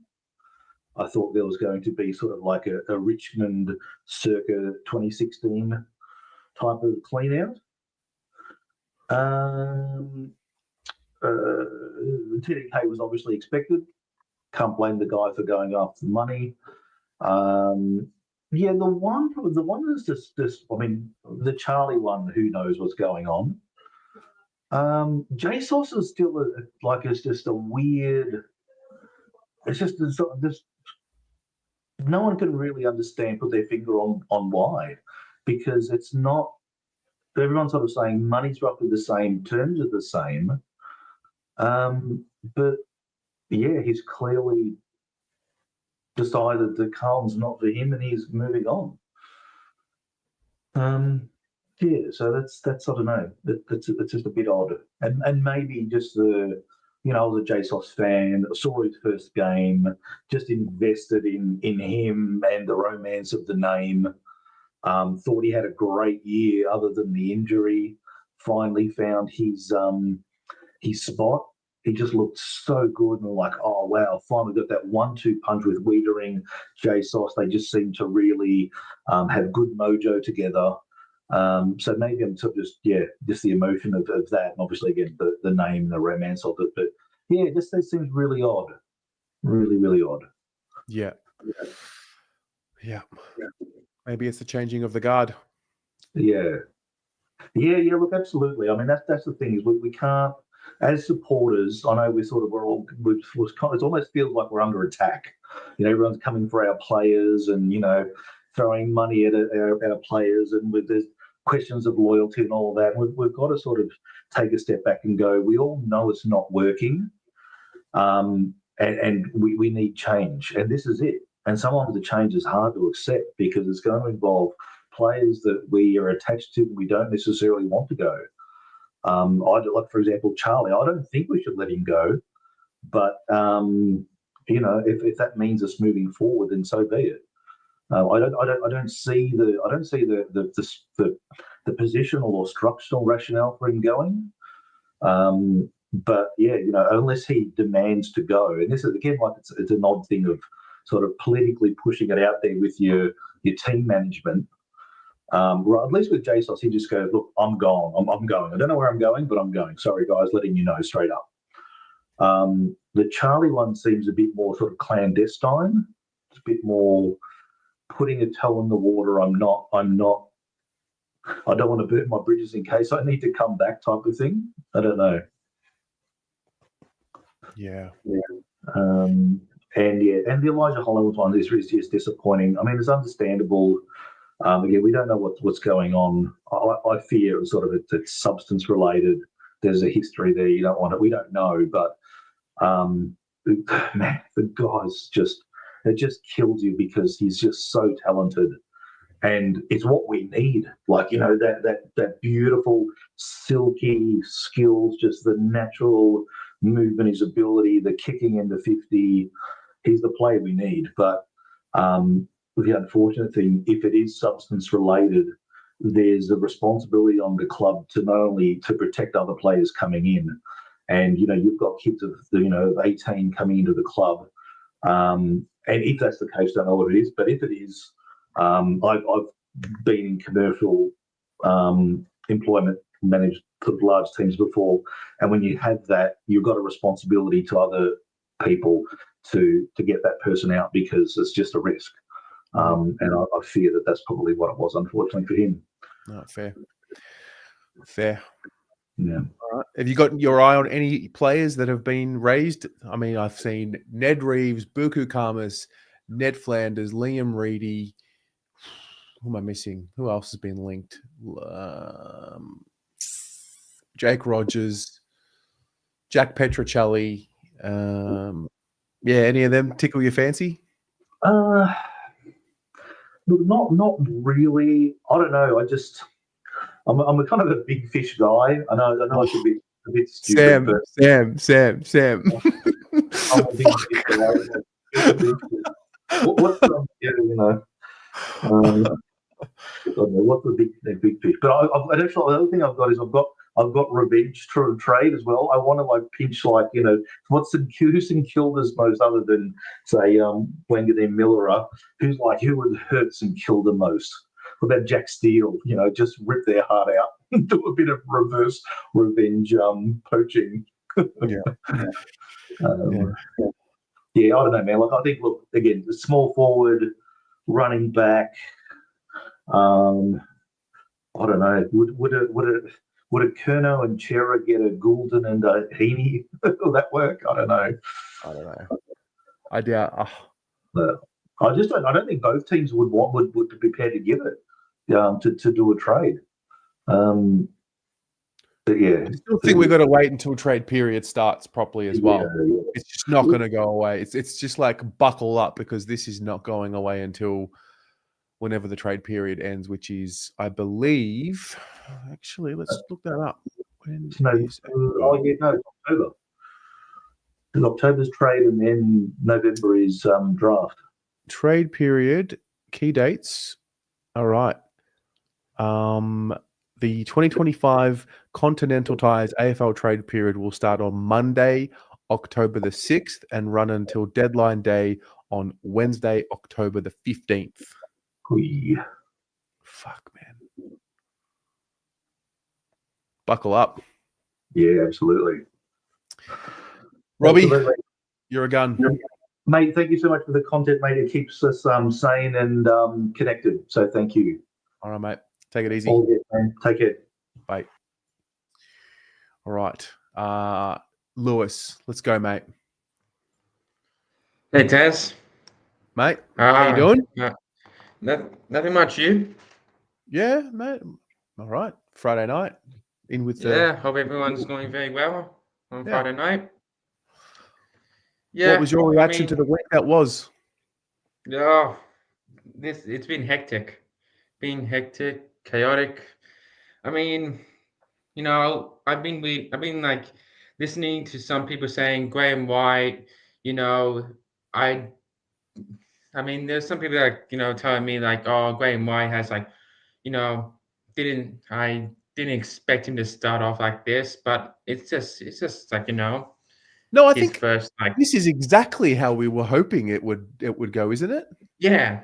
A lot of people, and then some people are like saying, "Oh, Graham, why?" I mean, it's not. I mean, it's not the way I pictured it to be starting. I pictured exactly the way this is supposed to be starting. Like he's saying, like if you don't want to be in this club, then piss off. Like you're, like come on. Like I'm getting sick and tired of players that believe that they are bigger than the club. Like I'm saying this right now for Jack Savani. I really am disappointed with him because I couldn't care less about the letter. I couldn't care less. I didn't care if it was heartfelt. The way that he just went about things, the way that he thinks that, oh, since I'm a Savani, I'm bigger than the club because of my name. It doesn't matter about that, mate. Like, it matters how you put on the jumper. It matters how you play for the club. And the way that you still say that you're a Carlton person, yet you leave the club like that, it's just not good enough. I just find it really hard to believe that he leaves being a free agent, talks to Craig McRae, our rivalries at Collingwood, and then like he goes on to St Kilda. I don't care how much money he is on. I don't care how much St Kilda is offering. TDK is different. TDK is not like a family name. He's not a legacy. He's not like, hasn't have a tight bond with us. I mean, I can get his contract. I can get him leaving. That's fine. But Jack Savani, that is, I have no excuse for him. He should have left. That's his fault. And hopefully he gets booed. I am not even saying that right now. I am hopefully that he gets booed out of that stadium. Hopefully boo him, because that's what he deserves. It's a joke. It's just Judas. He's a Judas. I don't care. It's just pathetic. And then you got players looking at like Flanders, Petrocelli, Weaves, Bukakarmis. I mean, yeah, they're players that can do a job. Like Flanders is a really good ball user and he's very fast. Petrocelli's got also is very fast. Weaves is a good solid ruckman. Bukakarmis is a good swingman. But they're not the names that can speak out saying, "Oh yeah, he's a gun. He's going to have a good X factor about him or like a superstar in him." And for Charlie Curnow, if he wants to leave, that's fine. Give us Butters in a three-way trade with Port Adelaide, Sydney, or give us Gordon. That is what I want. If that's what Sydney wants, and that's what they need to do, like Aiden says, give us 10 first-round picks, or give a Gordon and a first-round draft pick. That's all I'm gonna say. And for Elijah, I'm not going to get involved with him. It's personal. I get it. And I feel sorry for him. But we have to understand that when he has personal issues, then it's not going to cut it. We need to move on and we need to find, a player that can also contribute into this club as he does. Like Elijah left for personal reasons. Again, I'm not offending him. I'm not, saying that, oh, I blame you for this. It's his personal reasons. I will not touch into that subject matter because I respect him and he has been a very good player this season, though he hasn't been playing enough games. I just want to talk to you about something. So the article, they say that Bruce Matheson said that John Elliott fucked up the club. Is that right? Yeah. Okay. All right. So he fucked up the club then. What about Stephen Savani? What about his recruitment? His recruitment fucked up our club. Look at his recruitment, right? I got the list here. 2016, we drafted SPS, Zach Fisher, Paulson, McCready, and Williamson. Guess who also we could have gotten? We could go and try Bolton, Oliver Flowen, Haywood, Scrimshaw, Luke Ryan, Nick Larkey, Mitch Lewis, and Willie Rioli.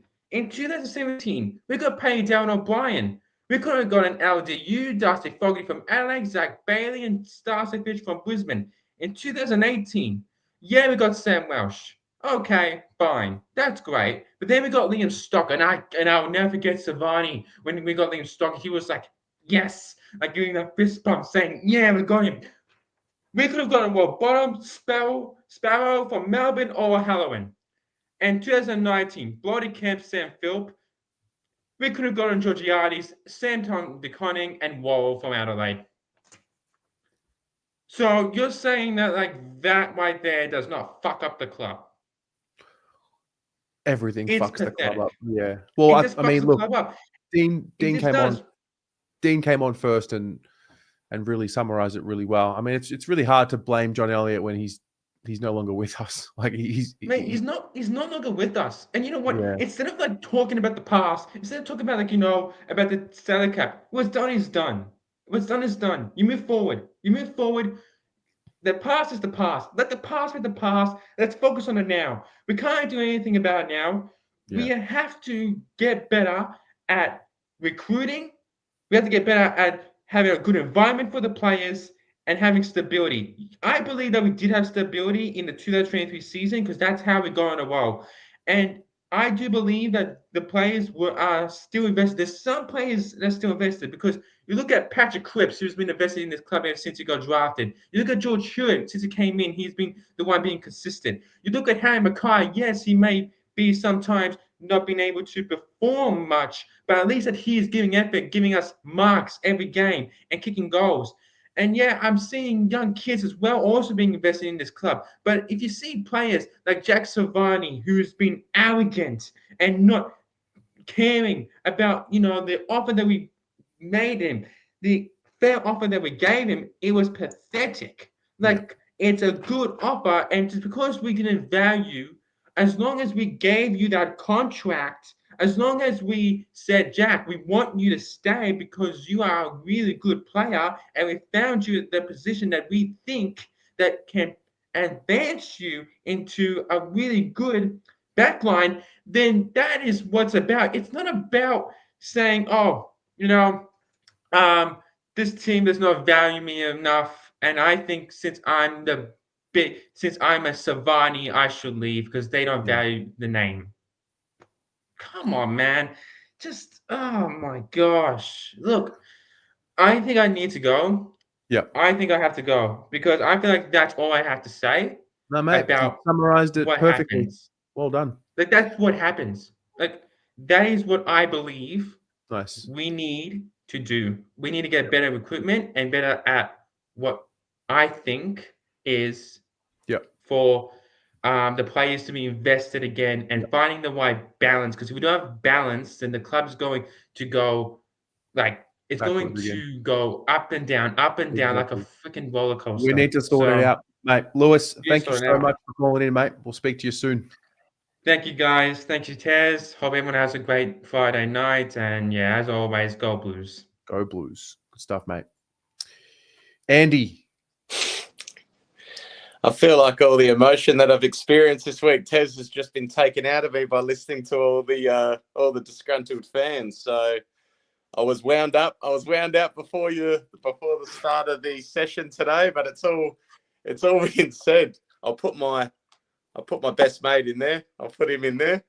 No, he can fuck right off, mate. Get him out of there, mate. I don't want to see that fucking bobblehead. So it's been a shitty week. Media's just reheating hot soup again and again and again. Obviously, you got the stuff about John Elliott, which is like, man, if you can ever redo a story, like, you know, it's when the media love kicking you when you're down, especially Carlton, you know, and we give them all these reasons because we're just a basket case. But in terms of the actual, you know, delistings and all the trade speculation, now players coming out, it's clearly a plan with what you would think would be from Graham White, right? The old Carlton would have signed Tom de Koning for whatever he wanted just to not lose him. They would have budged with Silvani. And I think it's, you know, as much as it pisses me off to see, you know, good players that we've developed leave the club, it's also a sign of we're trying to get serious. And I think that's what every fan's been asking for. I've been asking for it. I think the big thing for us this week is there's been minimal. I mean, there's been a little bit of discussion about what's coming in. It's been more about what's coming out. And because it's just beaten up, it just makes fans crazier and crazier. I've just been losing it all week, just going. Well, I think, you know why? You know, because this week is the exit interviews. So all the players have had their meetings with the club before they go away to Europe and Bali and Thailand, wherever they go. So it's the exit interviews. So in theory, you would think that we'll get all the news about who might not be with us this week. Next week, it might chill out a little bit, or maybe it'll still be spoken about who's leaving, and then the week after that it'll be, finals footy, back to what's important, the actual game, and then we'll get drip fed rumors of who's linked and things like that, and then once the grand final ends, we'll be full steam ahead, proper trade period. Nick Austin doing press conferences at the front of the thing, and it's going to be interesting when Robbie D'Orazio shows up to Gettable and they're interviewing him. All of that's going to be very interesting. I think a big thing, that would appease me, and it's petty, but I'll say it, is there's no big names that we're hearing that want to come to us. There's no real talk about that. So we hear about, Charlie Curnow and Tom DeConning, but we don't hear it come back the other way. And then that just irritates me. But the other thing I'll say about that, and I had a discussion with my rallies, all Blues fans, till like midnight last night. And we raised a good point, right? So it's all about the name. But realistically, do we need more names? Do we need more, Goulden comes into the Carlton Football Club, and Zach Butters comes into the Carlton Football Club? Do we need another name on our list that's No, all it's not so much hype? the name, it's the quality and the attributes. Yeah. So for me, it's when we were our most powerful in 2023, we had a shitload of injuries. I think a lot of people forget that. But we had the right balance of star and role player. And the role players complemented the stars, just like it happens in every team. So what we've got at the moment, we've got I think, an opportunity to bring in some reliable role players that can do the basics well to complement our stars. And that's something that I hadn't thought about when all this Curnow shit. I said, it's Goulden or nothing. That's it. But if you got guys that are maybe not stars from Sydney and they come in and we make finals and win the grand final, are we going to give a shit if Charlie Curnow left? Of course we won't. We won't. So it feels like a purge. It feels like a purge, it's like, when you've eaten a bit too much and you've had too much to drink, and it's like a tactical vomit. You just got to get it out, vomit it out, and then you feel good again. Yeah. And I think that's why what you're doing today is so important, because people are just, going nuts with all the talk, and they're not able to express what they think, and I've got mates that follow Sydney getting messages all week, oh, your boy's coming to us, and, trying to wind me up. And I'm just like, mate, he can come, but it's not going to be for zeros. It's going to be for something, No money, no honey. Yeah. That's it. So just to talk on one of my boys, and Pommy's labelled him Pom Cotter. That was probably one that I'm just like, I don't know what it is about him, but I just like the guy. I hope they give him a rookie spot, because he's just one of these guys, had to do it tough, do whatever the team asks. He's not the best player, he's a tagger, and could he do other stuff? I don't know, but I just hope he gets another lifeline, either with us or another team. I don't think he will, but it's definitely one that I was like, I knew it was probably going to happen, but I was like, I wish it didn't. Happy with all the rest that have chosen to go, and like TDK, good luck. Silvani, you're a 12 game a year player. Hollands is another one that's frustrating, and there's been a lot of talk in the chat. Had the lady, she was real passionate, and I applaud people like that, because that's how I get real emotive. But ultimately, I don't think, and nobody knows, right? But she's saying, oh, you got to support him, and it's in the second breath with if Curnow left, it's see you later if you don't want to be here. We do not know. Different situation though, different context. Yeah, it is. However, we do not know what is happening with Hollands. Do we think the Carlton Football Club will just turn their back on a guy that's mentally fragile and is having it really tough? They've supported him all year. They brought him into the club. There has got to be more at play than what we know. For sure. You know, there's no way they're just going, oh, we're going to delist you because you've taken the year off. There's no way the club would do that. What if it's I a? don't buy What if into we're it's like a turning bit our of back on him. What if it's like a scare tactic? Mate, possibly. The other flip of the coin, Tez, he's got one more year on his contract, right? We had the same conversations with Kennedy. We had the same conversations with Lewis Young. What did Lewis Young do? He didn't have any interest. He said, hey, I'm sticking around. You can't force me out. I've got 1 year to run on my contract. So let's just hypothetically say Hollands says, I haven't found any other interest and I'm going to stay in your club and I'm going to work my way into the side. And he rocks up to preseason and he smashes it. And they let him play a practice game and he smashes it. And then round one comes along and we've got a spot for a very good ball using half forward. Then all of a sudden, shit's forgotten. So I don't buy into the fact of, oh, the club's turning their back on him. And people do need to take the emotion out. We do not know what is being said at the club. We don't know. We don't know what's wrong with Elijah Hollands. We don't know what's wrong with Charlie Curnow. We don't know what happened with Jack Silvani. We speculate. We listen to shit in the media that players and best friends and a guy down the street that had a coffee and he overheard a conversation. We listen to that because that's what we get fed.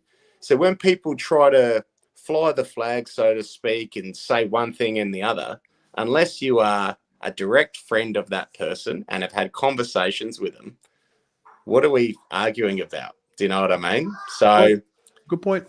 So for me, like Elijah Hollands is a frustrating one. He's clearly exactly what we need. Clearly got some issues, but ultimately, if he leaves, I think there is something sinister in his background that is forcing the club to potentially make that move. I don't think it's just mental health. I don't think that they would get rid of someone through mental health.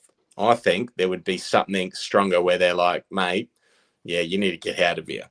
Yeah. And that's one that is probably the most interesting one this year at the end of the season, once all the finals are done, if he's still on our list and he comes to preseason training. Yeah. That'll be a real interesting one to follow. Stay tuned, my friend. We'll speak soon. Thanks, matey. Take it easy. Bye. See ya. Let's go to Thailand. Dione, Hello. Hi, Tez. how's it going? Oh, my God. What a week. I didn't realize we needed a proper fan cam session. I said it yesterday to you. We need something, right? Yeah, like a release, just to Yeah, we need a release. I mean, I'm 3 hours behind here, but honestly, I wake up in the morning and then my first thought is, oh, fuck, what am I going to read on my phone? Or what am I going to see? Or, what's happening now? So, first of all, congrats to Matty Carroll on his rising star. Let's have a little. We are 2 hours in and you're the first person to mention it. Yeah. Yeah, I feel for him because was named after that Essendon game the other night with the Gold Coast, and it's a bit of a debacle, to be honest, that last game. But I'm really proud and pleased for him. He's a good kid and works really hard. Nick Newman wrote beautiful stuff about him. So I think there's a really good mentor for him with Nick Newman. So, it was a nice thing to see this week in a lot of rubbish or stuff that's been going on about the club. So I actually thinking back to a time where the club was in turmoil, and it was during when Aaron Hamill left the club, and there was I think this is what happened, but I'm pretty sure John Elliott and him had a falling out of the best and fairest, or there was some kind of awards night, and then Aaron Hamill, when he left, it tore a hole in the club, and that's the last time I can really think about how something like this now is affecting me. I go back to the Hamill time, and even now I can't stand him. I'm so glad he's left again the club. Really? So yeah. I just can't stand the guy. And yeah, so that's the time that I think about. How do I compare it to? It would be that Aaron Hamill time, and some other people may remember that as well. It was not a very pleasant time at the club, and it did rip the heart out of the club for a little while as well. But yeah, it's just a tough week, I think, and we want change, but then change becomes scary. Yeah, and especially because all we know right now is who's outgoing. So Doc out, Silvani out, De Koning out. We haven't yet figured out who's coming in, whether that's picks, players, both. And so it's hard to it's like the balance sheet. It's like all we know is who's coming out. We don't actually know who's, you know. Yeah, we've got a big credit card bill at the moment. I think we need to see something coming in to pay it off. But yeah, I mean, the Jack Silvani thing, every time I go up and down on how I feel. Like I'm like, oh, that's beautiful, Jack, and then I'm like, no, you suck. If he goes to St Kilda, I'll be very, very pissed off. And you want to shake the daddy tag, Jack? If you go there, you become the Nepo baby that Ross Lyon talks about. Yeah. And he would be dumb, actually. If he went there, I would say, you're actually pretty dumb, Jack. Go somewhere else. I don't want him to go to Collingwood, but I prefer Collingwood than even St Kilda. I just go up and down on my feelings about that. But I've said from the very beginning it's time to cut the Silvani cord. And I think that this is now the right time, and I believe that we'll be better for it.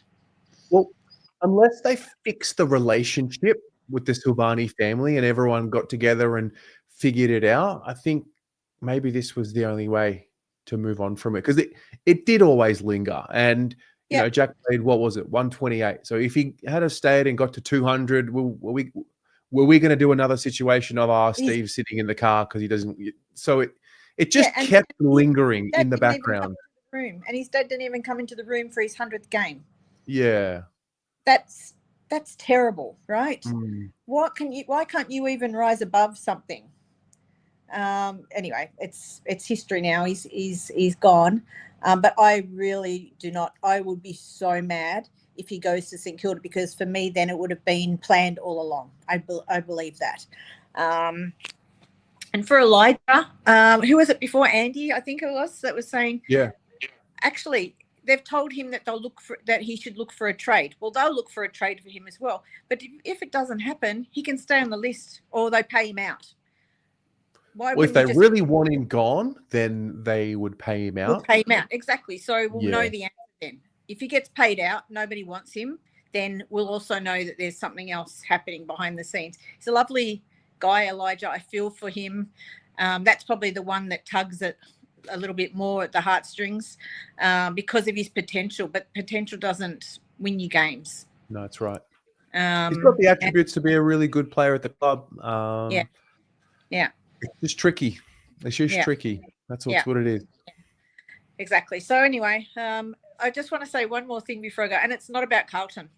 I want to talk about a great club and greatness. Craig Bellamy tonight is coaching his 600th game for the Melbourne Storm, who is my other club. At least I have another team in the finals and that coming up. Do you know, out of 23 seasons, he's been in the finals. The Storm have been in the finals for 22 years out of 23.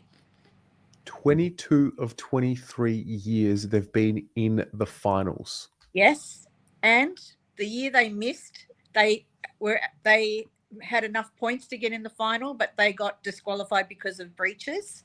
But they still won all their games. But they were just told, okay, you finished fourth, but we're going to kick you out. So that's a pretty good record. That's greatness. And they've got no bullshit there either. Pardon? They speak with absolute no bullshit there at all. I mean, I watched I think it was the Bellamy documentary on whatever I watched it on, maybe Amazon Prime, I think, or Stan. And one thing that always stuck with me about the Melbourne Storm was what they do to any recruit, whether it's like a new kid or whether it's a seasoned veteran from another club. The first 2 weeks, you're on the tools working out. Go dig whatever you're doing. Hard labor. Go dig a trench. Go do this. Go. Yeah. They're a fantastic club, actually. And I'm just, I mean, I love my two clubs, but I just wanted to share that fact with you about the Melbourne Storm, and 22 out of 23 years where he has been the coach. That's some good, property that you could tap into. Yeah, absolutely. So anyway, that's what I'm going to do tonight. I'm going to watch the Melbourne Storm play, and hopefully there's no news on the weekend and we can have a Carlton-free weekend of news. But the media love this, and I felt like they were trying to destroy us this week. So stay strong. They can all get fucked. Absolutely, they can. As Jen said before, I was surprised beautiful Jen dropped the F-bomb, but good on her. She let it go. I loved it. Love it. All right, great callers tonight. See ya. See you, D. All righty. Ben. Oh, mate, what a week. What a week. What a week that was. I remember saying to you after the Essendon game, I can't wait for the off-season. Oh, I want to go back. Fuck this. Oh, God. This has been such a fucking awful week. Oh, God. Yeah. I was thinking, right, I was doing I think I was doing the highlights for Lockie Cowan, and it was one of the early games of his highlights. And I'm looking at it, I'm like, we're going to get excited for round one again, right? Like, it's going to come back, or like, it's too hard to tell. But yeah. We will be excited again about football, right? Like, it will happen. We hope so. It's odd, isn't it? It's a weird feeling at the moment. Yeah. Yeah. Very. I was pretty keen to get into the off season, but at the moment I'm like far out. I'm sick of the footy. I'm sick of all the news. But no, look, I think the Silvani news is actually a good thing. As you alluded to, I think it's good for the club in the sense that it was always going to linger, the stuff with Stephen when Jack was there. Like, even if nothing happened, I feel like that rot was always going to sit there. And so I'm sort of glad that Jack's going, in the sense that hopefully we can move on for a few years, and down the line they can. Do you mean like the bitterness? Yeah, like this, like snarkiness, sort of how it seems. I feel like both sides are snarky at one another. And so hopefully it's sort of just one of those things you need to detach yourself to heal from a situation. So again, I'd love Jack to stay, of course. I think we all want Jack to stay. But yeah, I think it's actually a good thing for the club in a weird way. And also the same thing with Curnow. I find it's very hard to come to terms with this whole Curnow thing. I keep on changing my mind on where I'm at with it. Like, I'm pretty confident that he's going to stay. And I'm also confident that he's going to officially request a trade. Like, but I also think it'll be good in a way that, like, I don't think a deal's going to get done, because I think it's almost impossible to get the value for Charlie Curnow. But again, I can see it in a situation like Papley, how Papley requested when he was 25, requested a trade away, seemed like he was definitely gone, didn't want to be at the club. And 2 years later, he's heart and soul of the club. So, again, I think it can be a learning for all parties. I think Charlie can go, I had that off-season, wasn't as good as what I thought. Like, I love the club now, or whatever happens. But again, if we do let go of him, I feel like we're going to get someone pretty good back. I just felt with any dispute, I mean, my default isn't run away. My default is, all right, can we at least try and sit down and have a really brutal conversation and just get it out to each other and come back together? And I mean, he loved the club in February, didn't he? Like, we have to get it done. So, yeah. But again, we just don't know what happened on the inside. Like what got people so rubbed up the wrong way that or Charlie potentially, so rubbed up in a way that he's now using his management to put this out, that he maybe wants to look on the other side. Like, yeah, I think that at heart, like, it's hard to say because we all want to be loyal to a club as a Carlton club and whatever, but a lot of these players were successful through their whole juniors, and players want to win flags. And so I feel like obviously some players in Curnow are pretty annoyed that we haven't stepped forward because, again, he did commit long-term thinking. We're now at this window. So, again, it is on him. He shouldn't have signed that long of a contract. He should have waited for himself. But, yeah, I think, as you said, I think there should be, and hopefully there is, a honest conversation between both parties. Yeah. 'Cause, yeah. And maybe this is that honest conversation. And Charlie has said, honestly, I just can't do it. I just want to get out. Yeah, that's true. That's true. Maybe it is. And again, I just thought he would want to be here more. Yeah. But again, no, I agree. That's a guess. I mean, I thought when you become a leader of a club and you're in the leadership group, maybe I made the wrong assumption. Yeah, for me though, like I've never seen Charlie Curnow as a leader. Like I've always seen him as obviously a spearhead of the club and the big figure. But like last night, Jeremy Cameron named the captain. He's like, I've never been a captain in my life. It's not sort of what he strived for. I sort of felt the same with Charlie Curnow. And again, yeah, I just don't think he's a leader as such. I think he's obviously good for the team and he's the one that gets us up and going. But I'm not sure if he's an actual leader as such. Yeah. So, yeah. We need a leader in the forward line, though. We do. need someone in that forward line who can lead. And they chose Charlie coming off 2 common medals. I thought it made sense because it was like the natural progression of his career. And at some point he had to, I don't know, maybe it was a challenge for him to become a leader. And yeah, I agree. I agree. But I think maybe it's time for Mackay to back himself in and have a good off season and try and get himself right, because I think he is the leader once he's up and going. Yeah. Because he always puts in 110%, the guy. So yeah. All right, we'll stay tuned, mate. Hopefully no news until Monday. Yeah, hopefully. Give it 3 weeks, I hope. Yeah. No news. Good to talk to you, man. You too, mate. Take care. Cheers. Bye. Tyler. Terry, well, what a week, mate. What a week. What a week. What a night. 2 hours on the fan. We didn't even play a game. I know, but I think this is what we need. This is what everyone needed. They needed to vent and get things off their chest. And it's been one hell of a season. We've been praying for it to end, and now it's ended, and now a lot of things are happening. So what a season! What a convoluted season it has been, and what a convoluted week it's been as well. So much stuff has happened. So, wow. Unbelievable. Is this the type of change you thought we would see? Do you think there'll be more? Do you think that it's not enough? This is, I saw this change definitely coming. Like, I look back at the start of the year to now, and I go, the club lost its identity, and now it's the revival. It's starting to find itself again.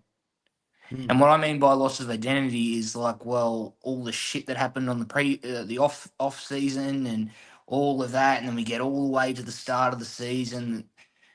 Certain comments were made, and then we lost the president.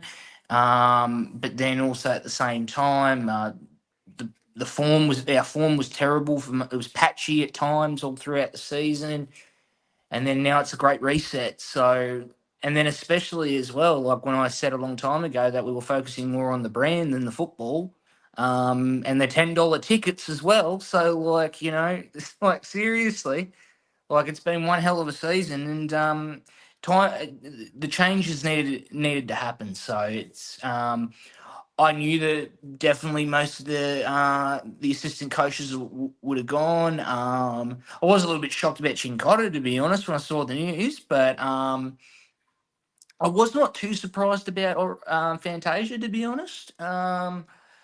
I feel like he's given a bit, but at the same time, injury. He was very plagued with injuries. Yeah, it's just been a fascinating week. It's been fascinating. The stuff with Sauce, Curnow.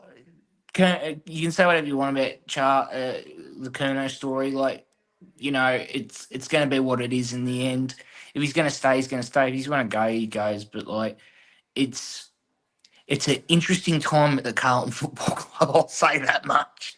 Mate, it's line in the sand type stuff. Yeah, damn straight it is, and it's going to be very interesting. You've been talking about, like, are we rebuilding or not? Riddle me this: if we axe, what will be the number of players do you reckon if we axe? Then will they call it a rebuild? I don't know. Yeah. I don't know. I need to see the list of 2026.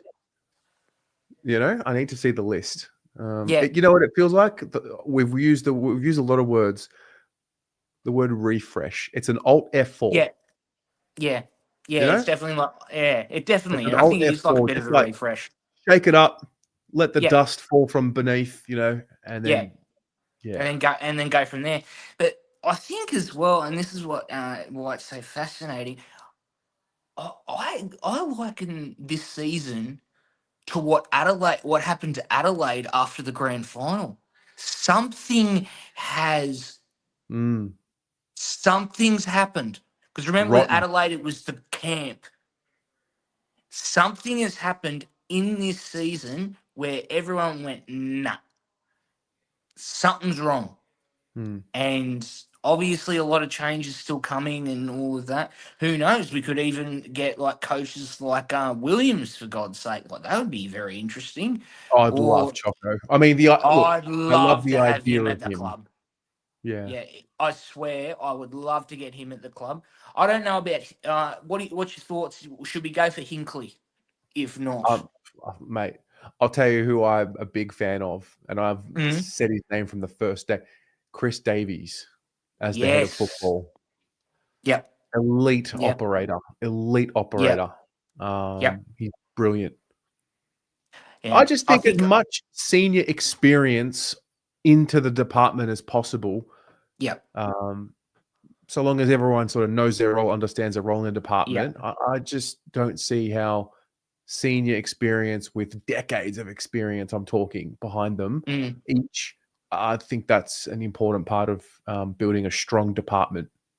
Oh, absolutely. And I really think this is so important, is that Graham Wright said it this year. He said, Carlton's been good and we're like at money and on the outside and all of that, because we've made this club financially perfect. We're doing really well in that area. But now we need to focus on the club, like the game and all of that. The football. footy. And that's what we're all freaking here for. So it'll be very freaking interesting. Some names are popping up for the trade as well. I'll be very interested to see. I wouldn't even mind Petruccelli, to be honest. Like, he sounds interesting. Carlton boy, Carlton family growing up. That is true. That is so true. But also there's one thing that hasn't been talked about this week is the rumblings around father-son. Could we get both Harry Dean, and could we also get Walker's son? Yeah, I mean Cody's next year. The way I look at this talk about the father-son is the way I look at the father-son talk last year. We're all losing our marbles. Oh, the twins. We want the twins. We need the twins. Well, we got them. We got the twins. We'll get Cody Walker. It's all going to be okay. Or and I totally agree. not. So like, there's so much to talk about with this Carlton Football Club. Like, hopefully there's no more news during the week. But then again, Terry, it is your job. So like, we need more stuff, mate. Like, because I'm loving it. I'm coming in, loving the analysis and all of that. So Good. All right. Bring on 2026. Let's go. Absolutely. Good on you, mate. Talk soon. Good on you. Talk soon. See ya. All right. We've got Tom and then Analia. Let's go. Tom. What's going on, mate? Mate, I'm good. How are you? Yeah, long week. What a week. Who would have thought we'd want the footy to be on? So much better. Yeah. Right now. Oh, yeah. Yeah. I was thinking halfway through this week, I just want them to play footy again. I'd rather watch 2025 again with how much is coming through. But it's been a big week for is it just the media beating like just a little nugget of information they're getting, and then it's just like they know it's Carlton, so the story will make itself, or is there for sure a bigger story? I think there's a bit of both. Personally, I mean, every year there's got to be like a club that'll come to Carlton and be like, "We want Charlie. What do you got?" And we can just be like, "Nah, no way." Where maybe the conversation was like, if a club's going to ask us, what would your mindset be? And Charlie going, if it works for the club, sure. Like that's all it is. It just keeps popping up too many times. But that's what I mean. Like I think it's just maybe gone from both parties being like no matter what, to if everyone's throwing around Errol Goulden or whatever, but if you get the right pieces that'll help the club grow, it's that turned into that conversation of I don't want to go, but if both parties it works, then there it is. But Charlie's not saying I want to leave. No, he's not saying I want to leave. He's saying I can. He's like, I don't want to leave, but if an opportunity came for me to leave, I would. Yeah, and I think then all of a sudden Tom Morris, Mitch Cleary go, Charlie said he wants to leave. This is what's going to happen. Like, do you know what it is? You know what this conversation just now reminds me of? Like in the Carlton context, it's just another installment of inability to use clear and concise language. Although I thought Charlie did. I thought he did. I thought he knocked it on the head. Yeah, but then he didn't when Xander Maguire asked him. He just was like, I've said what I've needed to say. And whenever someone says that, yeah. I don't know, man. I don't know. But I think it's actually an interesting thing. I've sort of been trying to find answers in the past. And I watched a video that you did around this time last year about the tier system, Carlton's tier list for 2024. End of year? Yeah, the end of year one when we just got knocked out of finals. And you did it like elite performers. And it's interesting. The only elite performers are the guys who are, well, apart from Charlie, are definitely not going anywhere. And I don't think that has necessarily changed. Maybe you could argue Walsh there, but the same discussion with Walsh last year was he should be an elite performer, but he just doesn't play enough. And I think have we just gone through a whole season where nothing has really changed? And because that has stalled again, where 1 year down the line, we've kicked the can a year further, and the frustration's making all these conversations bubble over.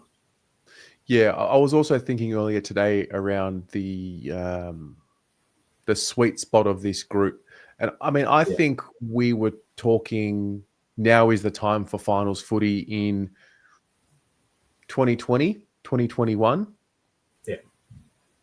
Rightly or wrongly. So that didn't happen until 2023. 22, we felt agonizingly short. And maybe the window that we thought we were going to have was just shorter than what it was. But I just saw these guys still playing into their 30s. I don't know why. It feels like everywhere else did.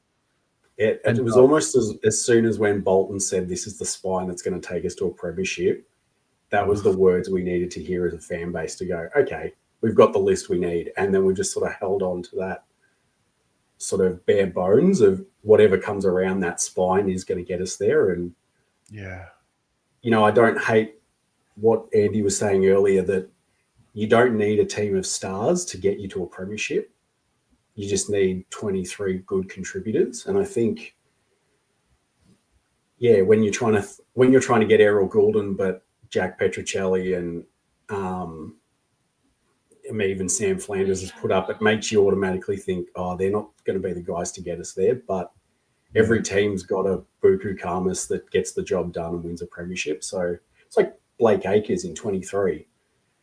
When he was signed on, we weren't expecting him to be our finals hero, but now he goes down in Carlton folklore as the guy that won us 2 finals, and all of a sudden, who's that going to be in years' time? That could be a Jack Petrocelli could kick a goal on the wing, and all of a sudden we're going, geez, we're glad we got him. Like, that doesn't necessarily mean the names that are on the list. It's more about how they all play together. Yeah. And I think we have done the assuming because of the names in the past. So yeah, you know, and I think you can't also discredit what Carlton had on the injury list this year. What we miss, like we miss speed and ball use, and you've got Matt Cottrell, Nick Newman, Jagger Smith never played a game, but from what we saw him when he first came to the club and stuff, his explosiveness out of a contest is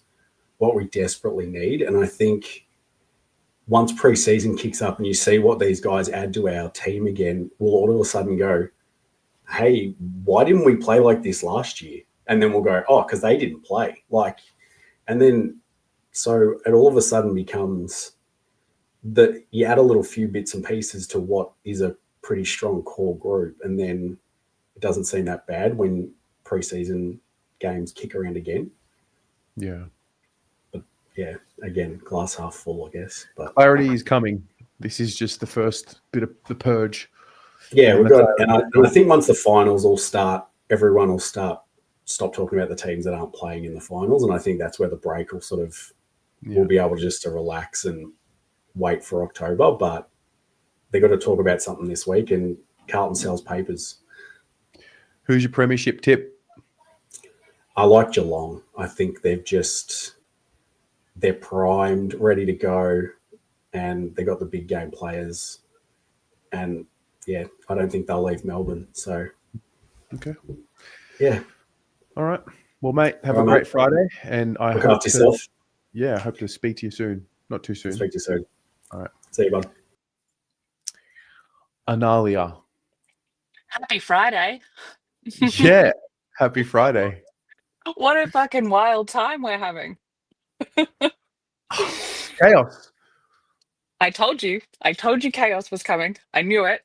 I think it's also very interesting. The energy that we are currently in right now is an energy that is asking us to understand and be curious about decisions that were made at the end of May. So it's interesting to me that we're kind of talking about, like, that was the GWS game, right? So the GWS game and the fallout from that, we're all kind of in this energy of being able to see that point in time from a slightly different perspective. So I think that's very interesting. The way that I'm listening to everyone, kind of, we're all going over the stuff, right? And we're all trying to figure out what the fuck is going on. GWS was the first game of the year that I watched. When I watched the replay, I realized, oh, actually, something's rotten here. Mm-hmm. That was the game, I think Jacob Wiedering dropped an uncontested mark in the first quarter. Mm-hmm. And it was like, hang on a minute, what?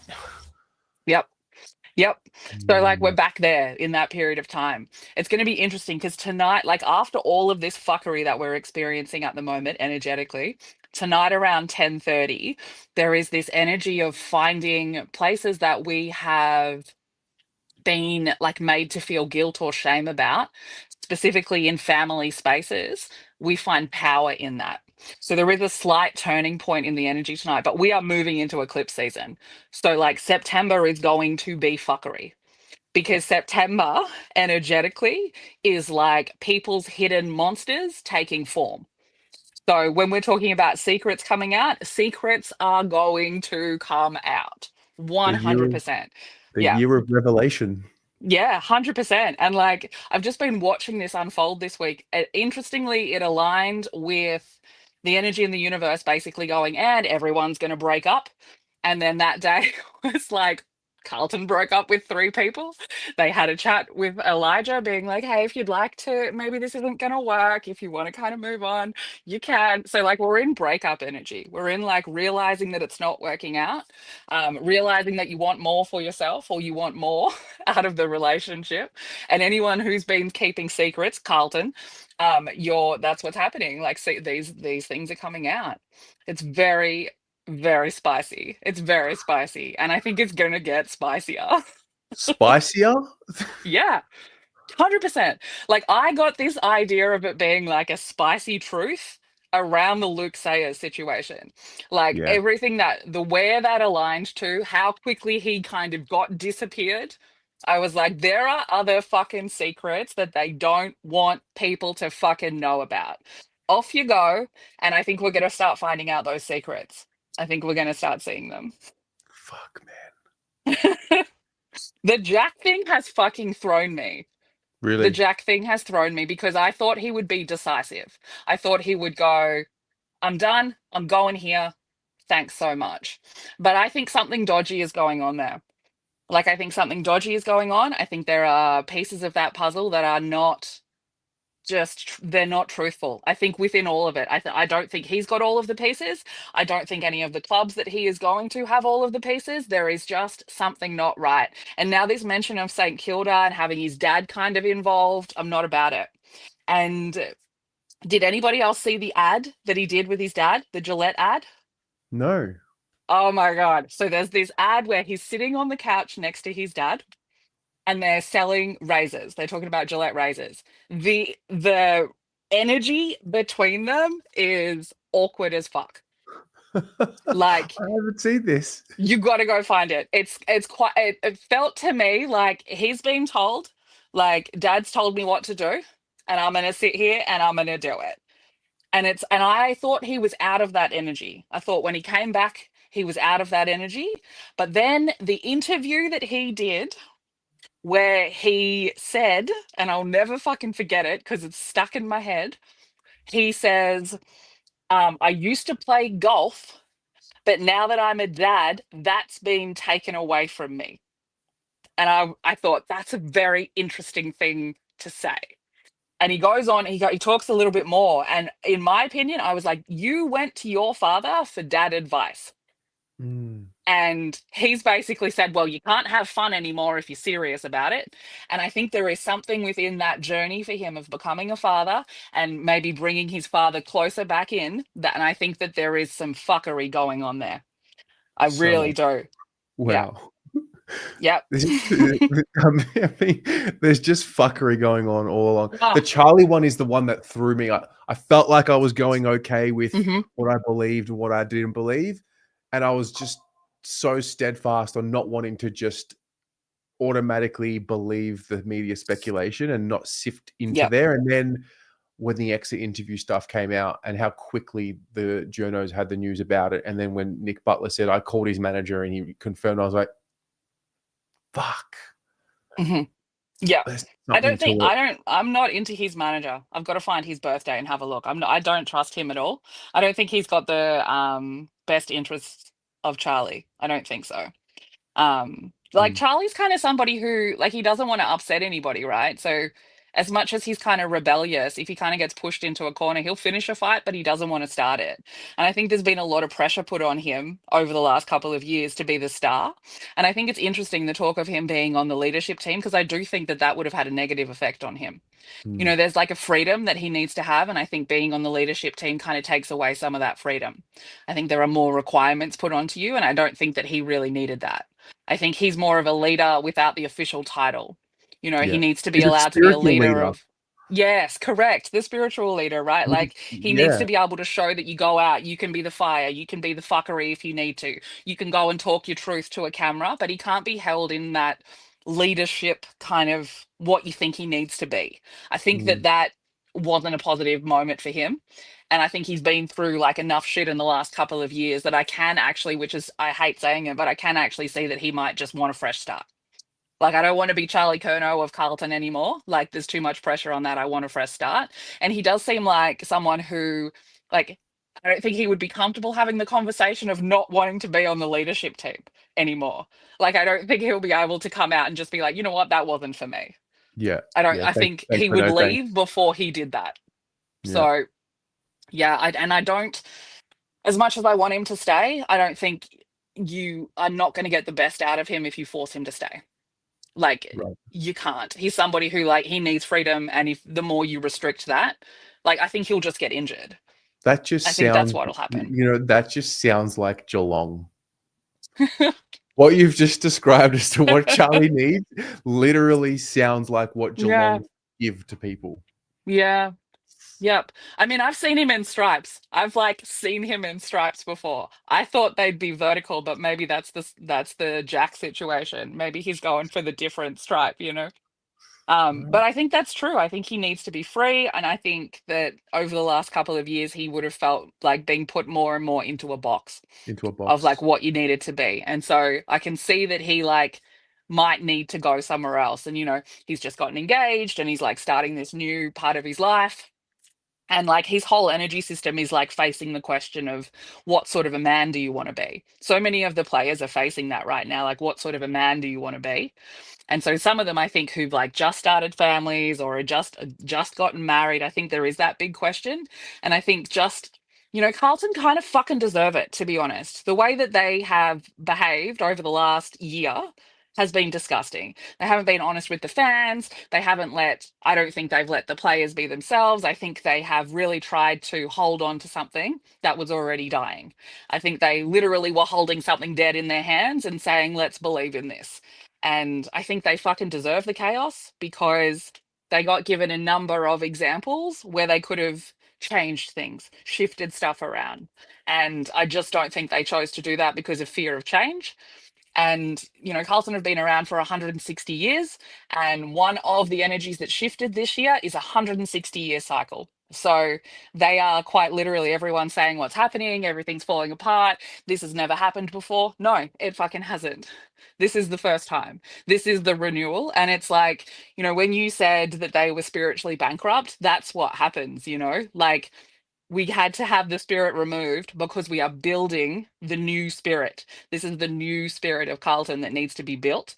And, you know, when you think about, you know, you've worked in an office for fucking 15 years, then they change the managers, then they start changing the departments. And there are some people who just can't do that. They can't get the old way out of their head to come to the table. And I think that there will be players, and I think Charlie could be one of them, but there's going to be players who've been there for so long that they can't get the memory of the old way out of their head. And either it'll be, oh, it'll just come back around and be like that, and they can't believe in the new way, or it'll just be still that like hate, you know, kind of bubbling away. And I think those people do need to go somewhere else. And so I think there's going to be more shocking information coming out than what we've already received. Well, then I guess we'll be here next Friday, wrapping up another week. Yeah. You're like, fan cams are over. We're not playing anymore. And now it's just fucking everyone venting. Yeah. We're done when I say we're done. Yeah, absolutely. I think it's great. I think it's great because, like, I had like a moment where I was like looking into Charlie's energy and started like getting these really fucking weird vibes about somebody who he was talking to. And like, it felt very manager like to me. And then I went on Instagram and one of the Carlton pages had posted something about it saying, oh, it must be the manager who's leaking. And I was like, other people are feeling this too. You know, what I do for work and how I do my stuff, I'm aware of these things and like I kind of sit with them and work through them, but everybody else is feeling versions of it. And I've watched it come through in the fans for a while now, people kind of making these, just blurting out these like things that they think are weird. And I'm like, I've seen that too. I've seen that too. I've felt it too. I think there was something, I reckon SEN ran with this story. Let me just check. I think that Andrew Gaze and whoever he's on radio with ran with the story that Charlie Curnow unfollowed Carlton. It's not true. He never followed Carlton. Mm-hmm. Yeah. Where is it? Yep. Hang on. I'm going to find it. Okay. So this was Andy Marr and Andrew Gaze. Mm-hmm. they spoke about it. I mean, I haven't actually listened to what they said, but they posted it on their Twitter page. So yeah, I don't know if that means anything, but whatever. Well, one of the other things right now that is huge in the energy is like an overgiving of information with the requirement for people to make their own opinions. Because it's like we're being given all of this information and so much of it is going to be fluff, right? So much of it is just like noise filler because there's nothing else to talk about. And so this is like people will be having this happen in their personal lives too. But like in the collective, because what we're going through is this transition into like technology ages and being able to like communicate with everyone from around the world and like all of the positives of technology, there is also the other side of that, which is the negatives of technology. And so we're all trying to learn how to, where's that balance? Where's the balance of having all the information in the world and then trusting my own intuition as to what's true? So we're all kind of, okay, I've heard all of these fucking things, but what do I believe to be true? And so that's the Carlton story, obviously taking us on that fucking roller coaster. Media helping out. Well, I'm just looking at Charlie's Instagram. He's got 4 accounts tagged in his bio. Adidas, Barry's Drink, Listen Clothing, About Time Bathhouse. There's nothing there around Carlton. And you know what else I've actually forgotten to bring up on the shows? Has anyone ever noticed when the boys sing the song, they don't really sing the song. They're not really into the song. It's limp. It's flaccid. Yes. They're not really like when you play footy and you fucking love where you are and you're fucking proud of a win. You belt that thing out. They don't belt the song. And when I picked it up properly was when the girls won their first game of the season against the Pies, and they were belting out the song with their diaphragm. The guys haven't done that in a very long time. Yep. You're right. I hadn't noticed that side of it, but I had noticed that there were other teams that are much more excited about it. So yeah, you're absolutely right. Exactly. Yep. And like who was it that I was watching? I think it was the last time the Bulldogs won. And I was like, everyone is singing that like it's the first time they fucking sung it.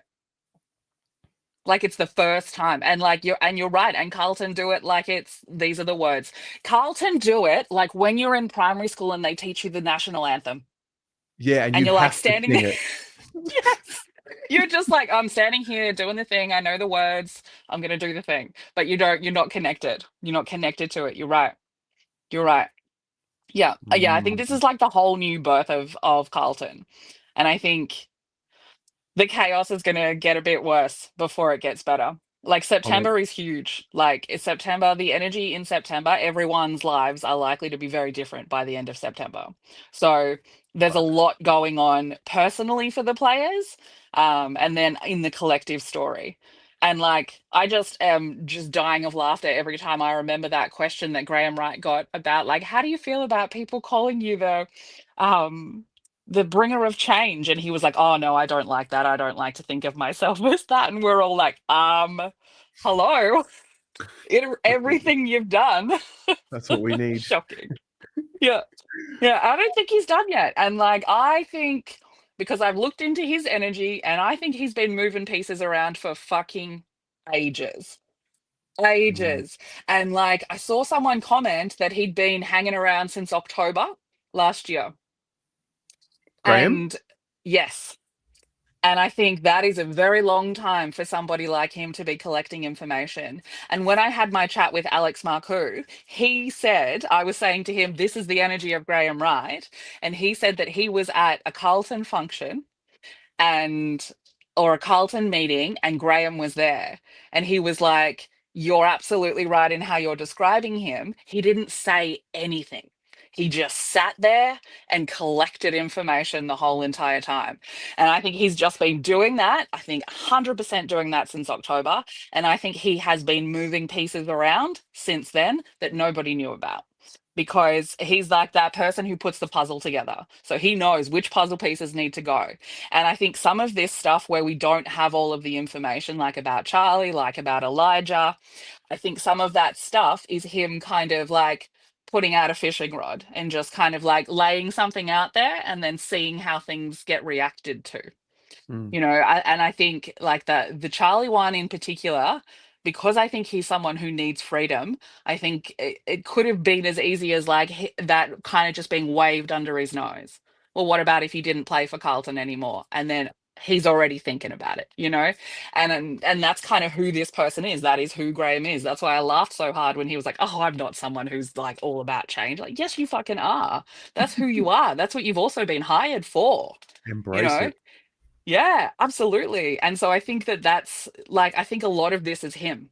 I think a lot of this is him, whether it's him making the final decision, it's definitely him providing them with all of the information that he has gathered since October and just laying it out in a very specific order so it makes sense. Because one of the things that Carlton have always been afraid of, and their energy signature says it, that they are afraid of an external opinion. They're afraid of someone looking at them and judging them. So they keep everything internal. And this is like the first time in a while that they've had somebody like him that can think outside the box, that does collect information, and he is an external opinion. And it's the way that he would be able to communicate with them would have to be taking information they already have and putting it into a specific order so they can see where the problems are. Yeah. And so, like, to us, it looks like fucking shocking, but I think it would be something that he would have noticed ages ago and has been laying the foundations of change. So who knows what else he's got in fucking planned. I can't Wild. wait. I love it. Analia, great stuff. Love your work. So great. I'll speak to you Strap very in, soon. everyone. Yeah, September's going to be a fucking time. September Club. Let's go. Fucking up. Oh, Go dear. Blues, whatever you're Go going to look Blues. like in the future, right? Yeah. Yeah. Have a great night. See ya. You too. See ya. All right. We've got a few more that have come through. Jace. Let's talk to Jace. Hey, Terry. How are you, mate? Mate, I'm well. Great to put a face to the name, mate. It's good. Yeah, it's been too long. Well, you and I have had that many discussions, and I didn't like. I don't know what people look like from the username, so it's Yeah, It's, well, I hope I fit the bill. oh, mate, absolutely. What's happening? What's on your mind? What do you think of all the Mate, madness? I think it's a good thing. I think a lot of this stuff is very overdue. Yeah. As you know, with the conversations that we've had, from the list to the footy department to the people in charge, I think change for the good is 2-3 years overdue. So I think with what Wright's coming in is finally going to make us a good footy club. Really. Yeah. That's the starting point. Nali was just talking about Graham Wright. He clearly is not afraid to hold firm on whatever. Like there just seems to be no sentiment in this offseason already, and it's been a week. Yeah. Yeah, whether it be with players, with coaches, with staff, I think he's finally doing the right thing by the footy club. Taking the emotion out of it and putting the right people in the right positions, which is what we haven't had for 15 years. Whether positions were given to people, whether they were Carlton nominated, whether they were internal. Not too many people there have got the job based on their credentials. And this is time for a proper clean out and to be a footy smart run club. We haven't had that in my time and your time. Yeah. I assume we're the same age. Yeah. But, we've had absent footy managers under crisis that don't even show their face. We've had 2 CEOs and we haven't even heard from one for 2 years. Like this, we're finally becoming a football club. Assistant coaches that can coach, skill sets, players that want to be there. I think it's only a positive. Yeah. What do you forecast anything else to come, or do you want to see any other changes? I've got pretty good. I know a lot of people say this, but I've got pretty good mail at the club. So I knew from June I was with the Patreon boys or the Prendercast boys. I told them that we were going to lose Gov, Elijah, TDK, and Sauce. That was and there was one. There's one more that they still haven't made their mind up, but that player is Sard. So there potentially could. Interesting. But what's the Sard thing? He's contracted, right? He is, but he was actually thinking about retiring. Adam Sard. Adam Sard. Yeah. So that still could come into fruition, and obviously the other big one is Walsh. What about him? Well, during the year, it was looking more likely that he was going to be an exit, but that's not coming from Carlton. That was coming from his camp. But that one there, I've got no more information on that. I actually think we can turn the Charlie story into a positive, and I actually think that's the only option we have of. In an investment world, the way that you get ahead is you've got to sell your assets when they're high. You buy low and you sell high. And the only asset that we're actually going to get good money for is Charlie, because we've lost a number one ruckman, 9 years of development for a pick under what we should get, right? TDK in the open market is worth 2 picks, not 1, right? Sauce in the open market is worth more than what we're going to get for Compo. So a footy club doesn't get ahead by losing free agents, let's be honest, right? You get ahead by getting free agents in because they're ready-made. So I actually think rather than dabble around the edges, and we've been here before, and if we end up with a team, the one player that people aren't talking about in terms of our ins is Bailey Fritsch. That's a sign. That's pretty much a done deal. To Carlton? Bailey Fritsch is a done deal. Yeah. Oh. Yeah, right. They've been talking to him for 2 months. So I thought, so this Charlie thing, this isn't a recent phenomenon. Charlie's been wanting to get out for months, right? Even as inside stories I can tell you, I've got businesses in Torquay, and me and him are going to do a restaurant together. And that's not happening anymore because he doesn't necessarily want to be around. Fucking hell, spill the tea. Shit. Yeah, I told you I've got good mate. But anyway, I think rather than dabble around the edges with the limited resources that we've got, right? So we've got the TDK pick, we've got the Sauce pick, we've got pick 34 because we don't have our own first rounder, and that's it, right? And and Harry Dean is a priority. That's number one priority.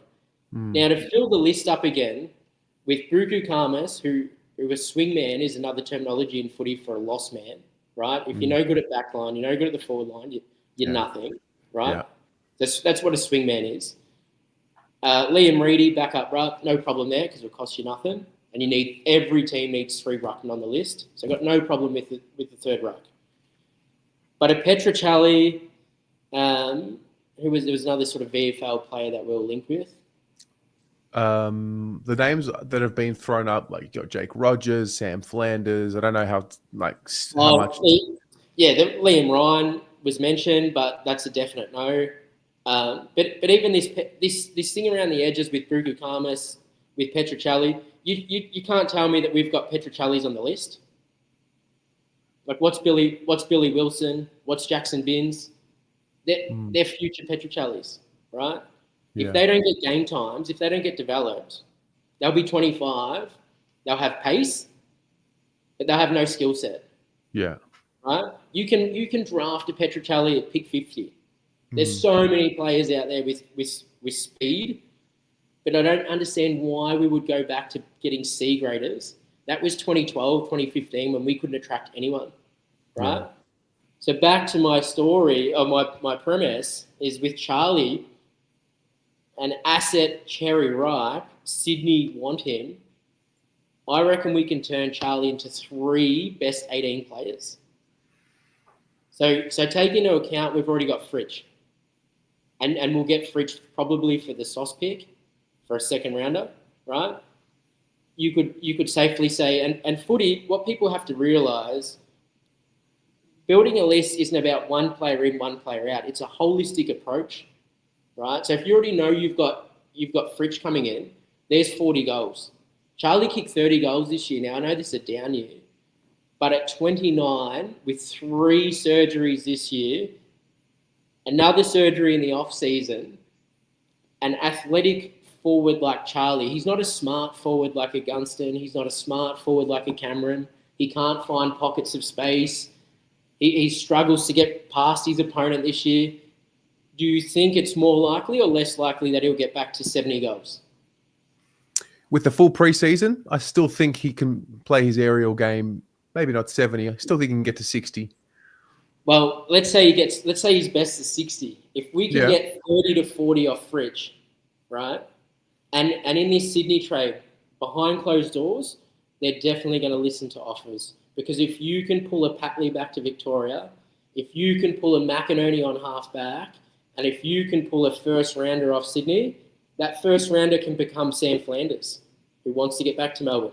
So you can turn Charlie into a midfielder who we need, because apart from Walsh, it's Walsh on the outside or bust.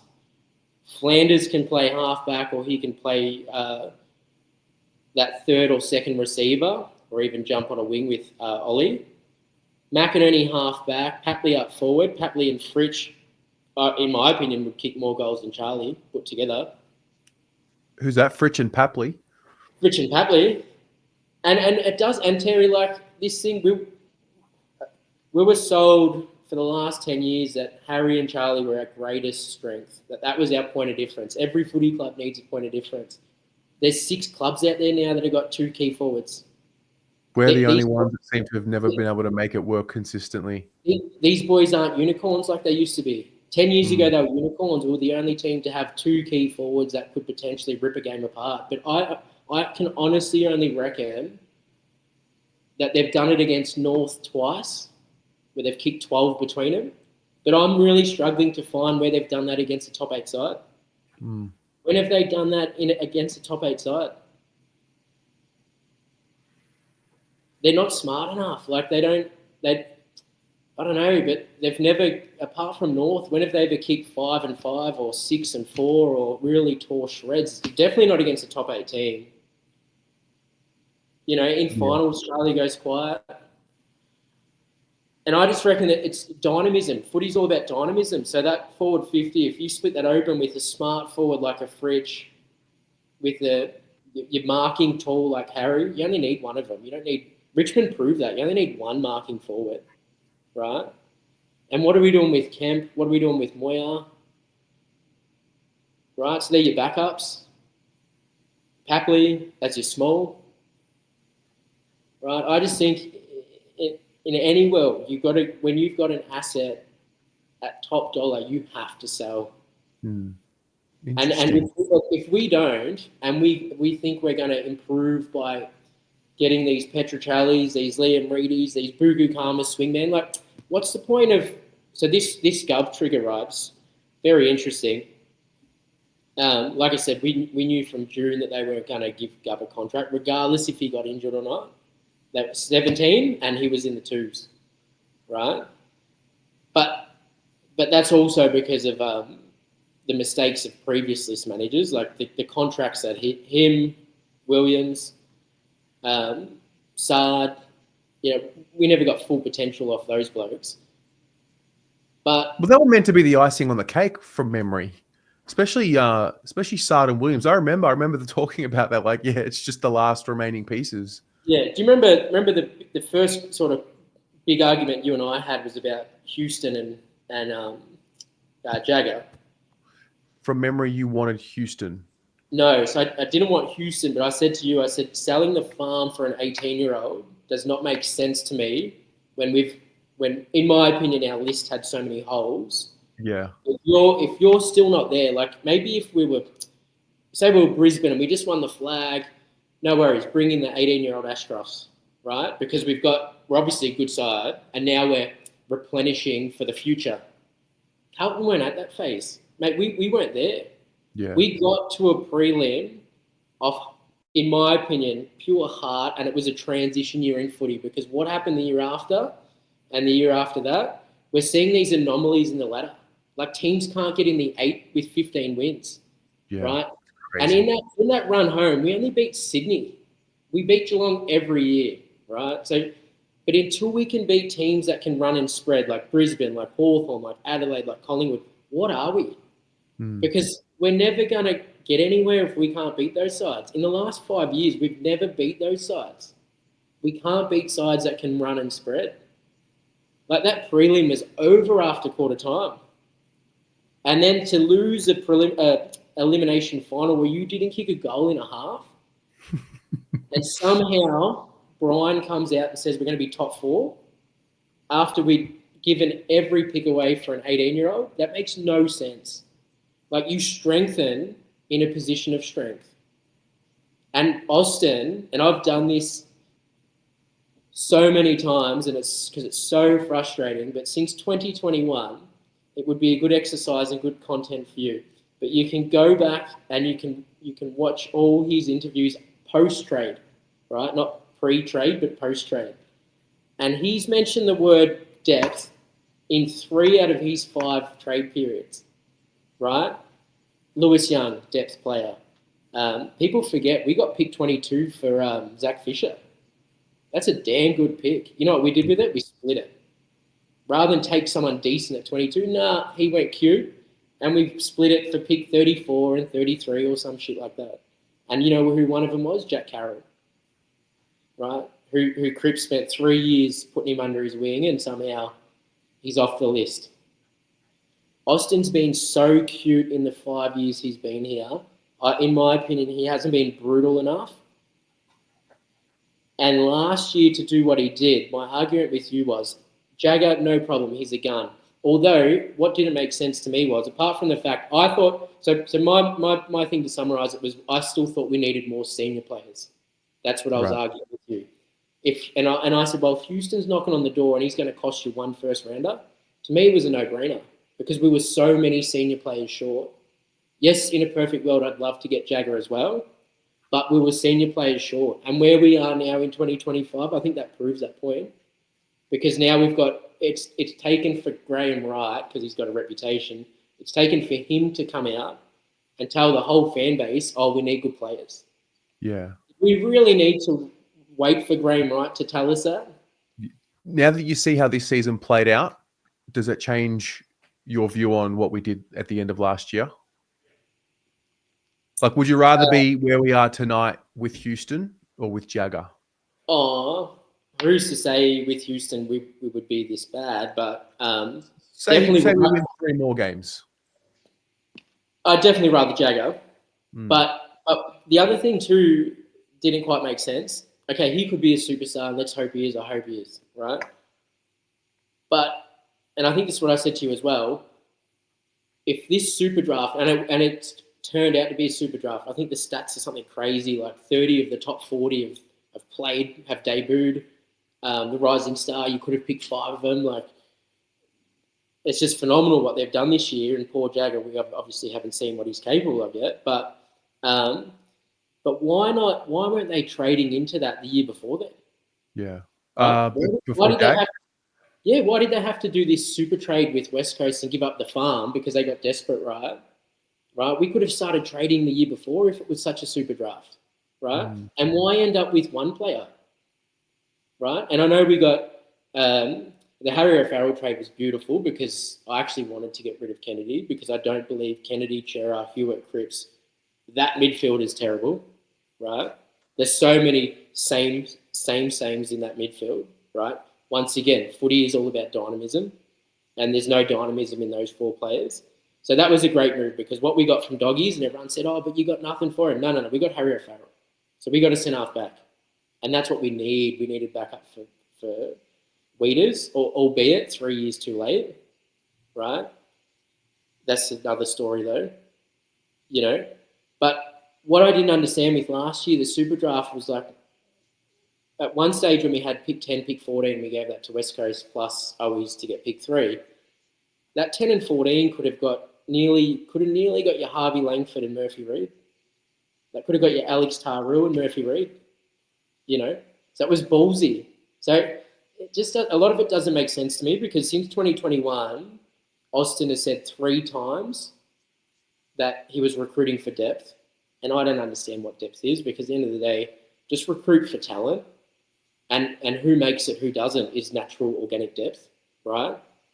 But don't go splitting pick 20 for pick 35 and go backwards. He's done that so many times.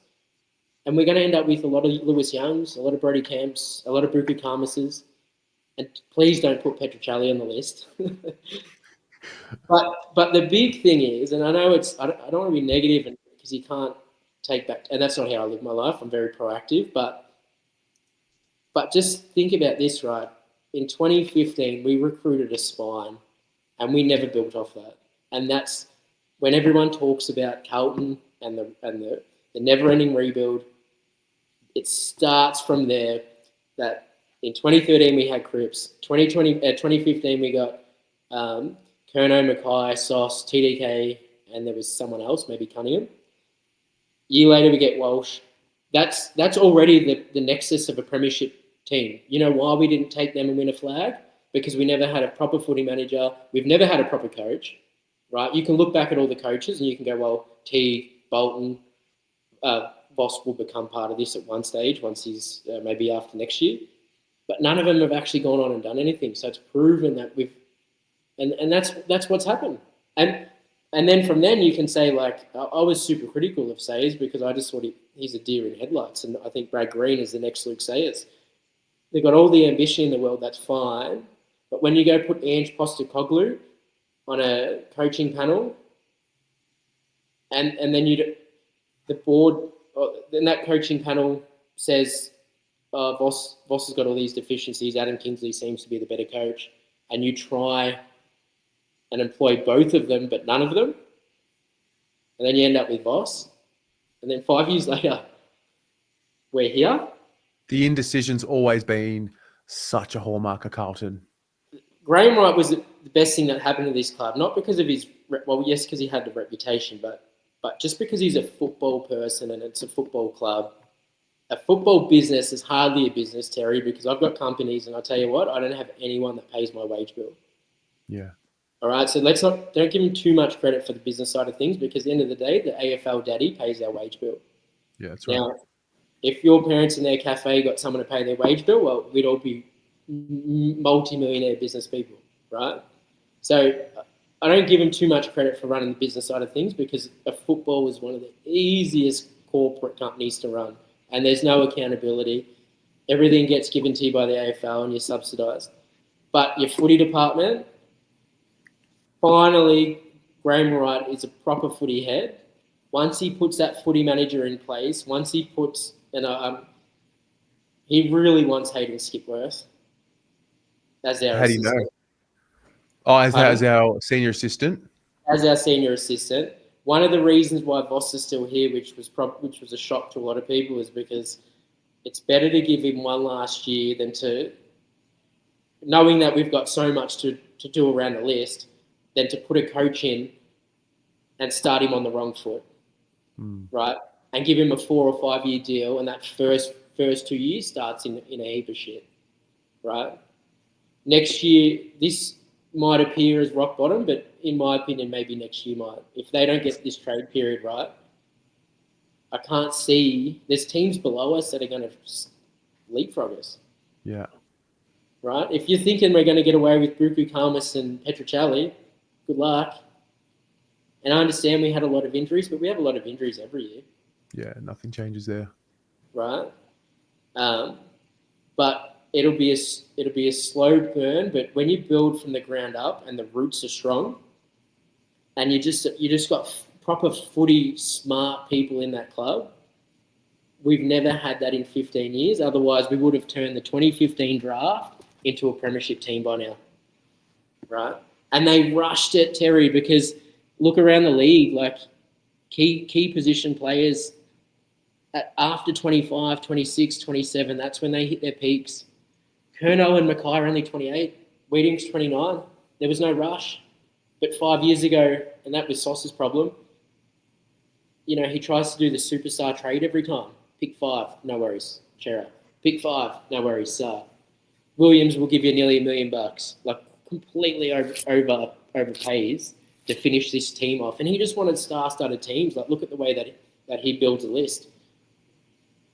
even if you're perennially injured, but you were a high draft pick, he just got this addiction to talent, right? All the GWS boys that he brought in, they were all pick 4, pick 13, pick 8. They'd never done anything, but he just thought we were going to get him for the cheap. Jack Martin, pick 1, got him for nothing. We at one stage there, we had like 12 top 10 picks or something. Like, it was crazy. And the proof's in the pudding. It doesn't work. GWS couldn't win a flag, and they had more number 1 picks than, I think. Well, we still hold the record for the amount of number 1 picks. Yeah. But finally, and what these footy heads will do, eventually they'll change. And I know this is what you're big on. So am I. They'll finally change the culture of that joint. Because these stars have had no one to learn off. Yeah. They've had no one to learn off, no one to set the agenda, no one to set the standards. The other big thing that I'd love to see, Terry, I'd love to see Wiedering be captain. As opposed to Walsh? Well, Walsh hasn't signed. Walsh has not signed. That is true. I'm not giving someone a captain when he's got a year left on his contract. Wiedering, What if he was to sign before next year began? I think Walsh has got time. I think I look at it like this: how can Wiedering go throughout his career and not be given a chance as captain? I think he speaks amazing, whether you meet him or whether it's just through the media. He's firm. He was a big reason why a couple of these blokes aren't with us next year. And I just think he's a standard setter, and he's held that back line. Like, one of the worst things we've done, we held on to Marchbank for far too long. And where I have a lot of arguments with Carlton people, it's not about, sometimes they'll say to me, like this thing with Elijah, oh, it's okay, we only gave up a 3rd round for him. No, that's not how it works. And it's not even about a list spot. It's called opportunity cost, right? So if you hold on to someone like Elijah, or you hold on to a Marchbank, when they're doing their list or when the coaches are speaking, they're not as sophisticated as what you might think. They're thinking, oh, that position is fine because we've got Marchbank, McGovern, Wiedering, Lewis Young. I'm sure we had one other dud. Oh, like the bloke that's playing at Oscar McDonald. We've had a few sort of dud backmen, but they're thinking, oh, that's fine. We've got 5 key backs. That's called opportunity cost because it means for the next draft, you don't look at that position. And when we've recruited Wiedering 10 years ago now, 2015, 2025, the fact that we've never paired him up with someone, that's shocking. And now everyone's telling me on Harry Dean and Harry O'Farrell. Mate, they're 5 years away. Yeah. People tell me, oh, but Dean will play next year. Dean will play on what? What 18-year-old key defender makes an impact? Yeah, it's not straight away. Right? He'll play. Can you rely on him? He'll get 2 games. Yeah. You can't rely on an 18-year-old key defender. Yeah. That's never happened. Sam Darcy, as good as what he is, he's 22. People think he's not. No, he's 22. He's been in the system for 5 years. And now he's just starting to rip the competition apart. Right? The minute you trade or draft a key player, just think 5 years. Yeah. Right? Whatever you get in between is a bonus, but it's got to be a 5-year time frame. So 5 years after Wiedering is when we should have got Harry O'Farrell, not 10 years later. Because now we're in a position where we've got Wiedering and Haynes. Are you serious? So we need a key back, right? So we currently have pick 34. We have no ruckman, no key back, 1 halfback flanker, 1 wingman. We're a midfielder short. Right. So that's what I'm saying. Sell high because that Curnow trade, in my opinion, it's the only way you're going to get a quick fix. Fair. It's the only way you're going to get 3 good picks back or 3 good players back, and you turn one of them into Flanders. You already got Fritsch coming in. And you got to be bold. And I loved it when you read out Curnow's Instagram, as much as we're friends, but that's only half of his businesses. Yeah, okay. That's only half. So, and I know what it, like, he might only have percentages in him and he's got a business manager, but you're still getting phone calls. You're still getting people chasing you for money, right? At the end of the day, if he gives $100,000 to start a bathhouse, he's still got to sign a check. It takes up time. And he might not be the one that makes the decisions in these businesses, but they're on your mind. Yeah, that's right. And when you put your hand up to be vice captain of the second biggest club in Australia, I want them committed. Yeah, that's right. No, not 12 businesses. Right? Go to Sydney, be a superstar, be the next Warwick Kappa. Awesome. But if we can turn you into 3 B+ players and fill up our list that way instead of D-grade Petruccellis, mate, I would love that. Yeah. Jace, mate, where you been? Too long. I don't know. Where you been, mate? Every time we're doing fan cams, I'm always somewhere else. But yeah, I've been meaning to come on, mate, because I do love your work and you're so passionate. We don't agree all the time, but that's the beauty about it. But you're very intelligent. That's the whole point. No, that's the whole point. We're not meant to agree. You run a great show. Mate, that was, mate, I feel like I was in a trance just then. That was awesome. Yeah, we'll have to grab a beer or something one day. Yeah, absolutely. Mate, you're welcome on any time. I'd love to chat more. Love to. Yeah. You have a good night. We'll speak soon. You too, mate. Go Blues. Go Blues. That was fucking brilliant. Fucking brilliant. Danny, Goulden, pick 2 and a future first, and then you'll drop Charlie to Telemarine yourself. A reset is needed. We've got to embrace it. It's about time. Danny, Goulden and pick 2 and a future first. Oh, unbelievable. Tony. Hey, how are you, mate? Where are you? I'm in Greece at the moment, in sunny Corfu. I don't know if you can see. Wow. Yeah. Apologies if it drops out, but No, I've left the okay. country for 5 minutes and then the fucking sky's falling in. Mate, it's been a fucking unbelievable week. Oh, mate, so the reception is shit, right? But every morning when I wake up, my phone just goes like into meltdown with all these messages and shit. Jesus Christ. Aeroplanes flying over. And, yeah. The country. What's happening in Greece? What's the plan?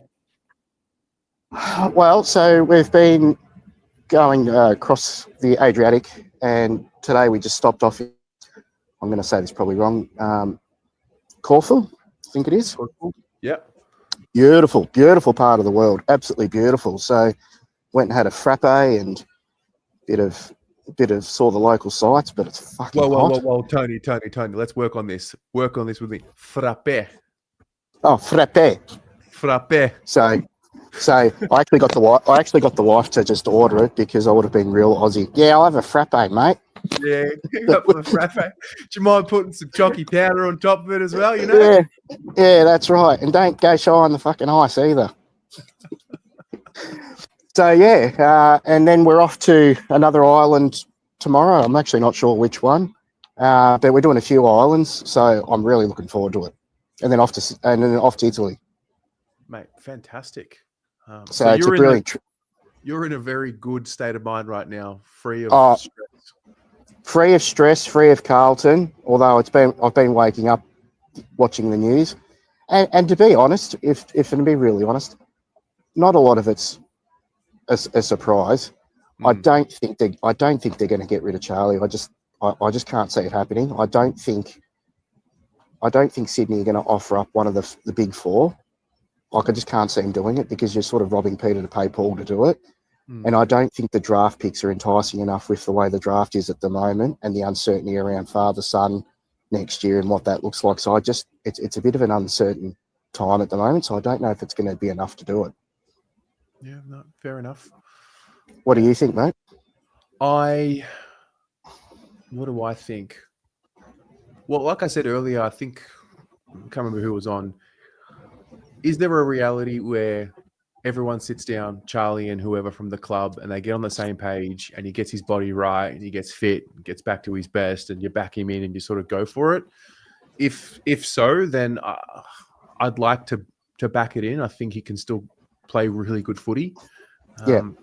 If there's a good enough offer out there, and we're in this phase now where there's no emotion tied to the individual anymore, and if his mind isn't enough on Carlton, if it's not fully on Carlton, and if it's just on lifestyle and looking after his businesses, like, sure, that's fine. Then, you know, maybe we do need to look down the path of getting a good deal. But the time is kind of now. Yeah, that's right. I think the fact that, you know, they've said that they want to keep that core together tells me they still think they've got a window. And I mean, the reality of it is they're 28, so they're not old. It's all going to come down to what they do in the off season and who they surround themselves with, or have they got a plan of saying, you know, okay, this draft we're looking at it in trade period, we're doing this, this, and this, but realistically we probably won't be set for, for argument's sake, 27, and that's probably what they've got to sell. But yeah, so far the exits of Jack and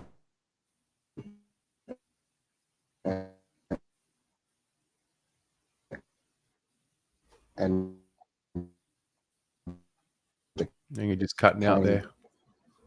Honestly, as much as you'd love to keep him,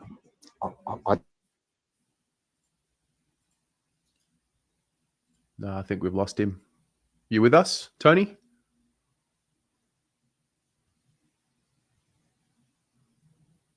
Tony? Are you with us, Tony? Or is it me? I get paranoid now. Is it me or is it Tony?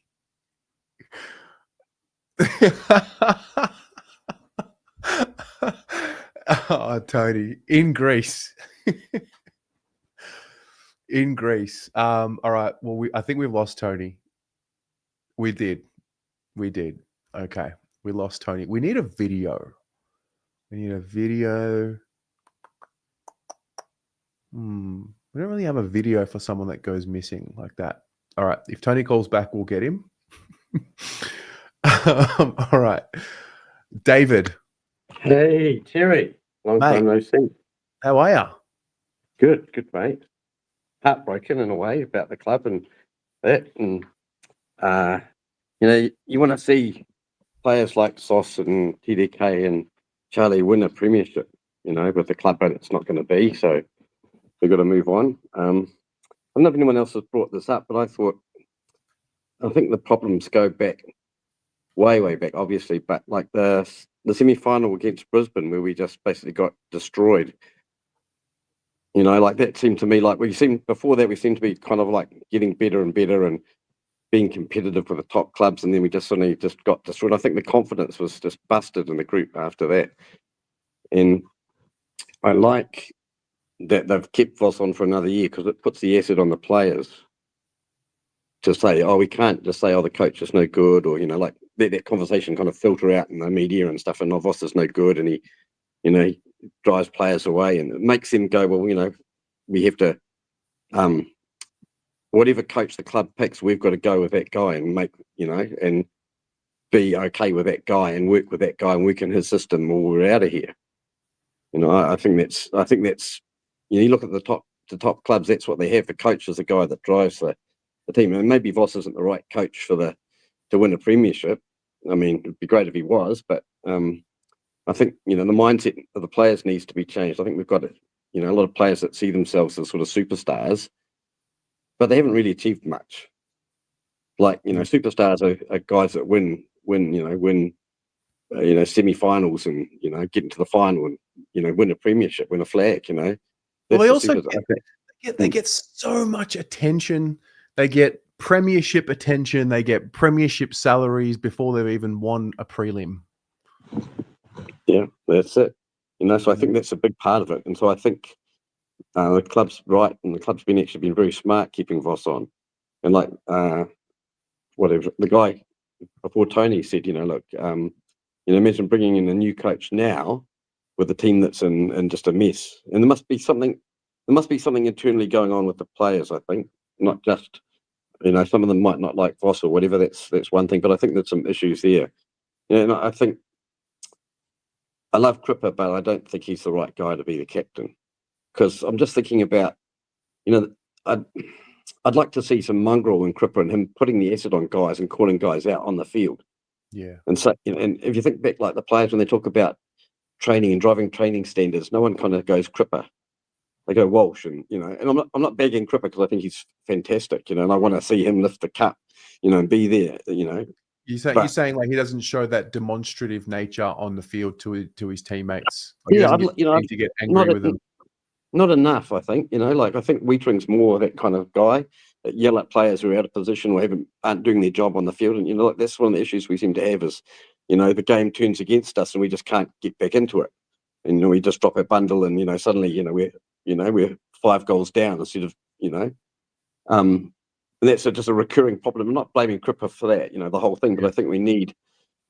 You think about players like Luke Hodge and those kind of guys and players that were, like if somebody wasn't doing their job on the field, they got stuck into them, in no uncertain terms. It wasn't just the coach at quarter time or whatever, but it was actually, and those are the guys that the players are going to listen to because they have to play with those guys and train with those guys all the time. And if you lose, that player's going to feel if I lose the respect of the leaders in the club, I'm in crap. I can ignore the coach to some degree, gives me a mouthful at half time or whatever, I can ignore them to some degree. But, the guys that I'm going to be with every day, training and whatever, if they don't respect me, and so I'm not blaming Cripps for that, because I think, like other people said, no one taught him, like we were the leaders when he was coming through that, and I'd like to see, I just remember so few games, but when we had that good run a couple of years ago, there were games where Cripps, you could see he was bullying other players on the field. He was just getting stuck, and he wasn't being,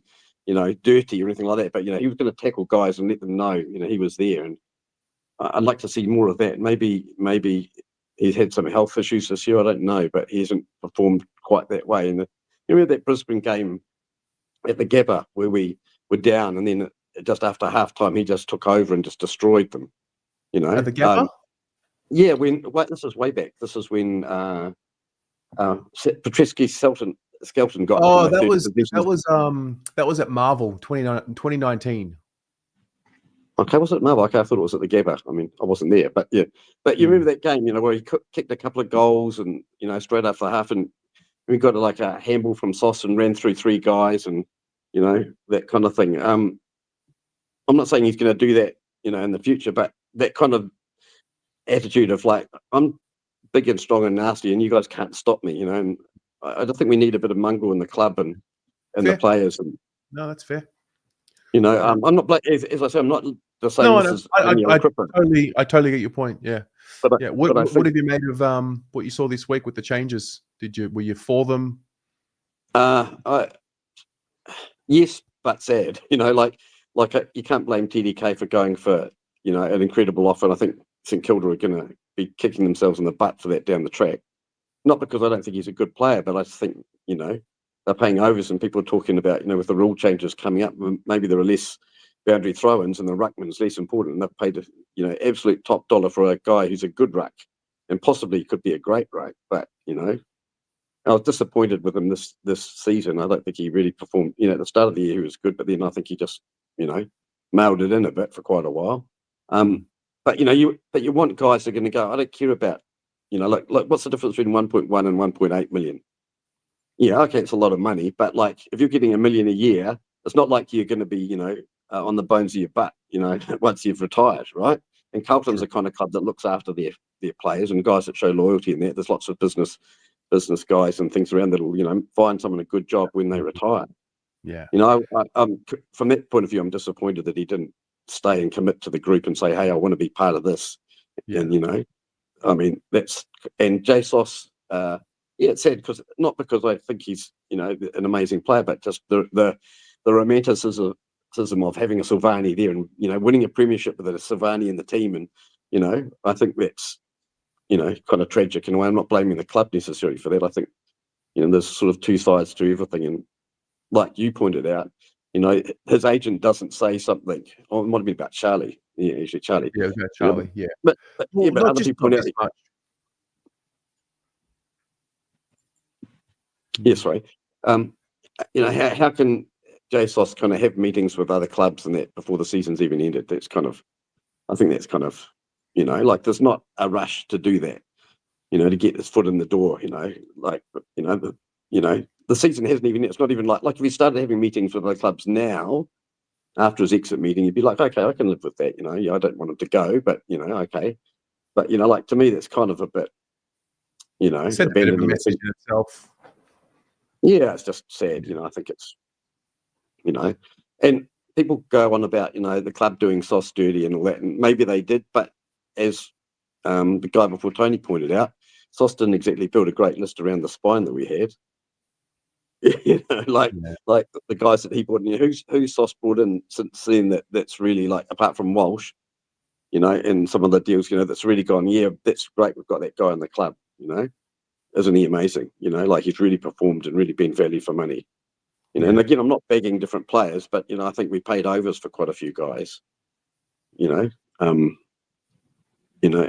yeah, and so yeah, about Charlie too.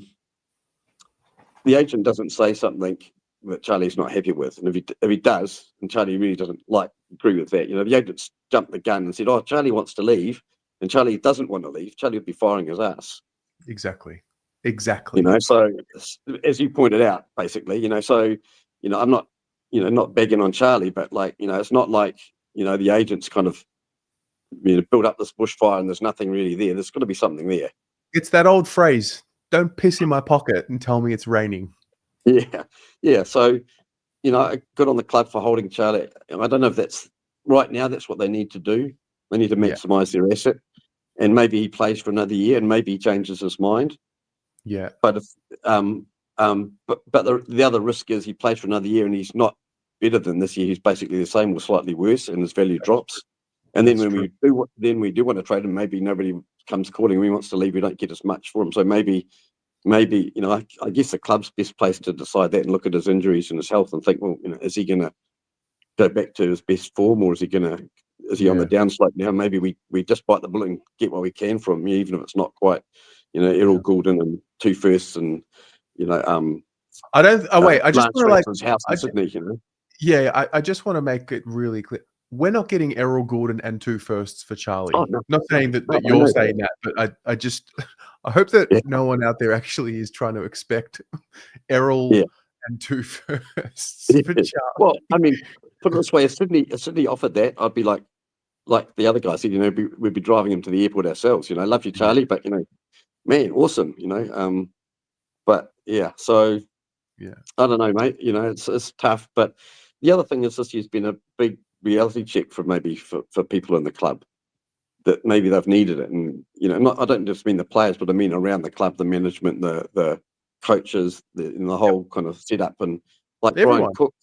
Brian Cook maybe has done us a real, by bringing in Graham Wright. Brian Cook's maybe done us a real favour too. Who knows? I mean, I can't see the future being particularly great for a year or two, but you never know. You never know. Get the right. You make 2 to 3 good acquisitions. You put them into a team, and they play 18 to 20 plus games a year. You never know how much difference that can make. So I mean, end of the year, okay, it wasn't against maybe the best teams, but look how much different we looked just having Sam Walsh back in the team. Yeah, and also a group on the field who all were committed to the cause. They weren't the most skilled full team out there. In fact, it was made really clear, even in Vossi's presses towards the end of the year, we're going to make mistakes. There's going to be mistakes out there on the field. And so but you look at the attitude. I'm not putting it all on one player and saying Sam Walsh is our saviour, because I think that's a Carlton problem. We'll just get one guy and he's a superstar and we'll win everything. But Sam Walsh provides something that we hadn't had all year, and that's an outside midfield run. Chira's been patchy in and out and been played in different positions and things. And I think you can see, his class and just, if we can get Sam Walsh healthy for a whole year, that's going to probably be 2 or 3 more games. Yeah. Over a season, David, I think. Yeah. Where are you calling from? Thailand. You're in Thailand. Oh, whereabouts? Just north of Bangkok. Pathum Thani is the province. Oh, nice. Yeah, so basically one province up. It's kind of like where the suburbs of Bangkok start to tail out. So I've got a house, sort of countryside, but it's it's just outside the city. Sorry, I should say the city. So that's how you guys in Melbourne say it. Love that. No, I was going to say, because it's light where you are. It's 5:30. So sun's starting to set, because sunset will be 6 p.m. at the moment this time of year. So yeah. It's a pleasant, I don't know, 32 degrees, you know, or whatever it is, you know, it's just, that's what it is here. So, you know, those Thais complain when it gets to 25, Thais are going, man, it's cold. Yeah, you know? right. Yeah. That's the high, when that's the high for the day, people here complain it's cold, you know, yeah. So, yeah. One Yeah, thing so- I've always noticed about the people that call in from Thailand is that the internet connection's really solid. Yeah, I got, it's cheap. I don't know what it's like in Melbourne, but 700 baht a month. That's about what, $20 a month for Yeah. you know, broadband Wi-Fi. I don't know what, you know. $33. Yeah. Cool. Yeah. There you go. Like, you know, my wife can be, you know, streaming a Chinese TV show, you know, soap opera or whatever, and I can be watching YouTube and doing some other things as well. And it's, you know, but occasionally you get, you know, you lose internet for a day or two because some idiot cut the cable somewhere, and you know, it takes a day or two before the company, you know, connects it back up again. But you know, Yeah, fair enough. Yeah. Well, mate, thank you so much for calling in. Yeah. Thank you for your show, Terry, and thank you for everything you do. And love to Pommy as well. And go the Blues. Go the Blues, my friend. See ya. Go the Blues. See ya. Love that. All right. Ballad. There you go. Dionysus. Yeah, that's me. Hey. Yeah. It's a great name. It's a great Yeah, it's great all name. right. It's all right. Great name. It's all right. I mean, What does it mean? Dionysi. Dionysi. What does it It's mean? Dennis, but I don't like. No, Dennis. like the Greek. You know, the Greek. Oh, it's the Greek god of wine and all Ah. that debauchery. yeah. Bacchus or whatever it is. I don't know what the Romans called him Bacchus or some shit. Love it. No, My mate, name means freedom. Eleftherios. Eleftherio, yeah. Eleftherio. Yeah. What do they call you? Lefty at school? Lefty? Well, no. Well, I went to school with a lot of the. It was just Terry or Tez. Oh, Tez, right. Okay. Yeah, Fair enough. yeah. No, I know we're not talking about football, but you know what? I used to hate bringing people like from school back to home, right? Because when my parents would call me, they called me Sucky. And of course, you know, I've got Australian friends, right?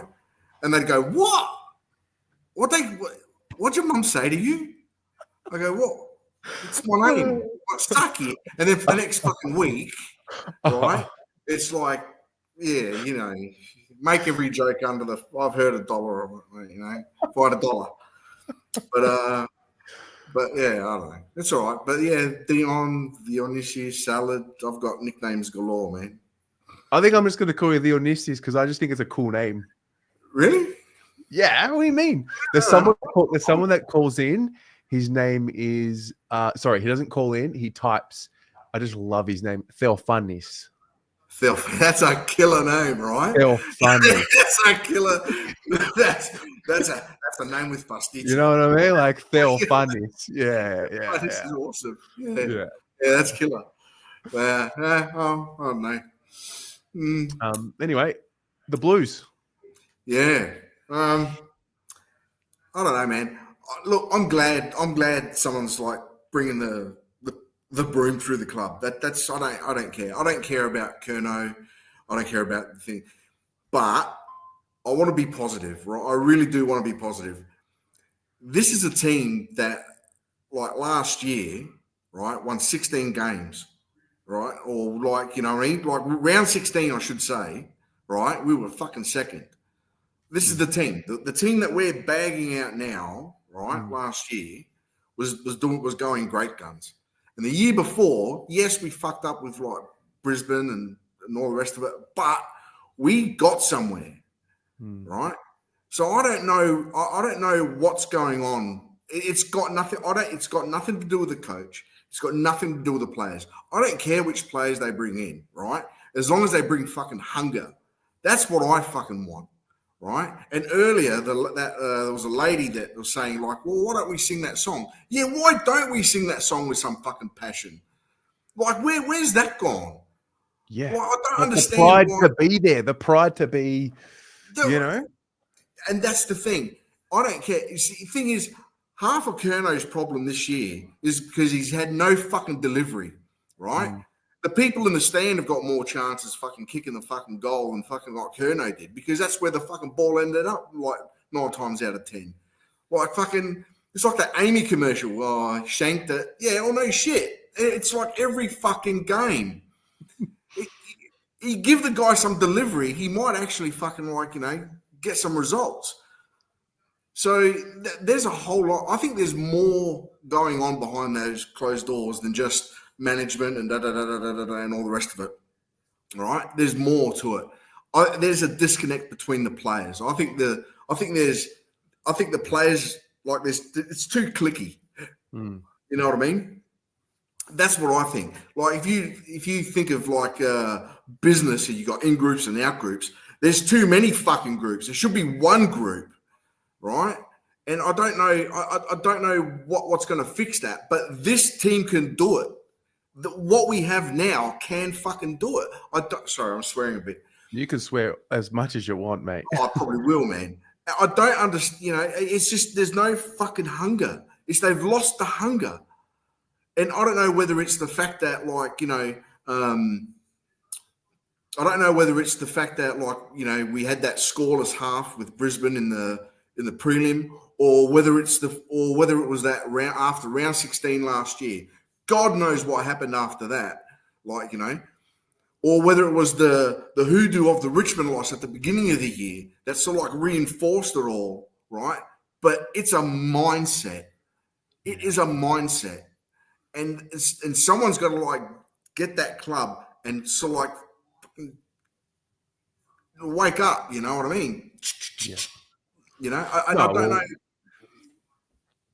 Just got to realign. We've got to realign, get everyone on the same page. I mean, clearly now that we can see, De Koning's gone, Silvani's gone. I don't care what anyone says. Silvani didn't make up his mind yesterday. He made up his mind. He knew from the beginning of the year. Yeah, I reckon he knew.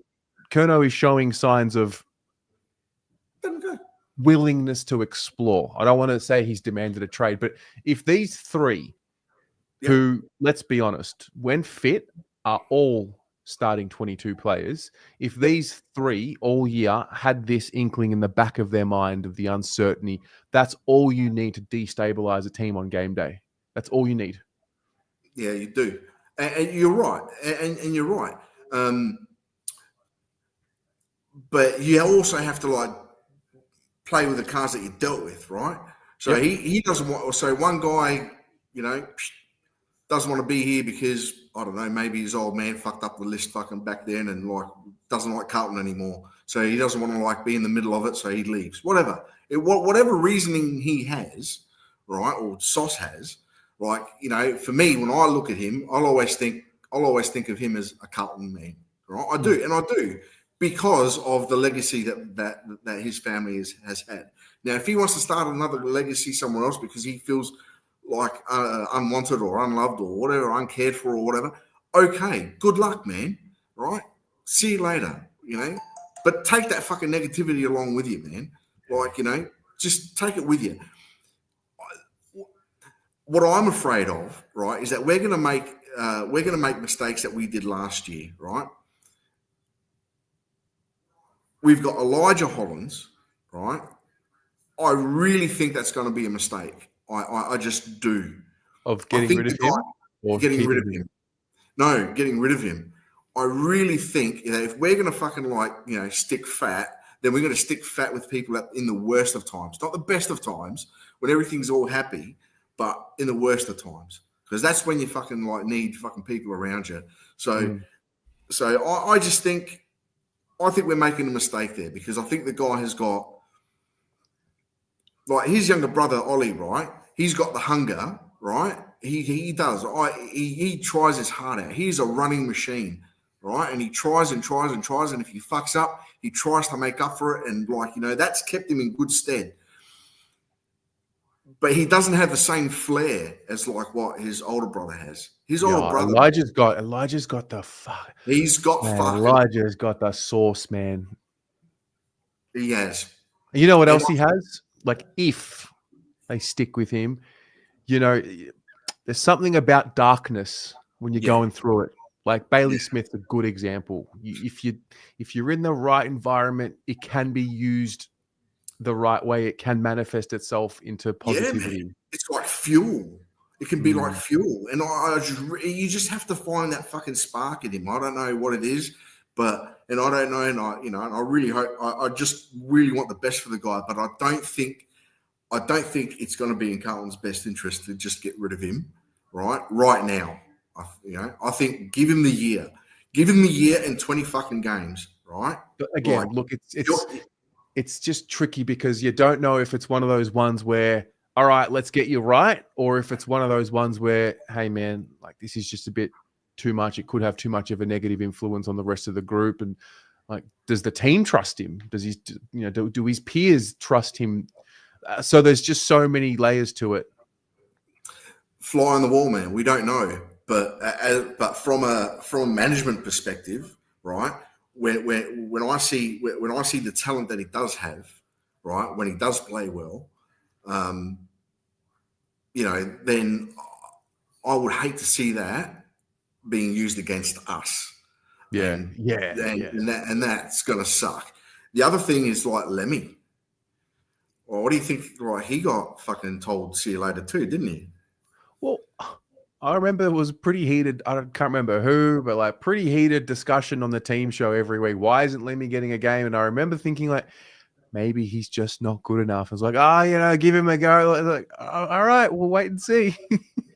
Well, no chance of that happening anymore, is there? Yeah. They clearly didn't think he was good enough. Clearly. No. I don't know. I'm feeling, because I've always had this feeling that if you're going to be like, I think one of your last fan cam guys, I can't remember the guy that was really intense on. I don't know what his name is. Jace, right? He said, we've got to think 5 years. Well, 5 years actually begins with 1 year, mate. So you got to put the guys in there in the first place to get those 5 years. You can't just leave them in the VFL like watering plants. And then 5 years later go, you got to put them in the team. So you got to try to fit a way to blood these players, right? So you can get those 5 years and actually weed out the people who are hungry enough for the ball and all the rest of it. I think our biggest problem is there's no hunger. We've lost the hunger. And yes. I don't know. We need to find, I think taking the captaincy away from Cripps is a great idea. I think Wiedering should be the captain. He should be the captain, right? All Australian fucking, come on. I think he's got the poise to sit there and say, this is what we're doing. But I just don't know if we can bring in someone that's of that ilk, just one person, I don't know, but then again, we've also got some players that are showing some great signs, man. Like Moyer is I think he's going to be a gun, and even fucking Frank the Tank, man, he's going to fucking if he's going to play like that for one fucking season, seriously, man, tell me there's not going to be a 30 or 40 goal a year there. No, well, look, 30 would be great. 40, we're talking like bona fide here. Well, I can. Well, it's only 10 goals, man.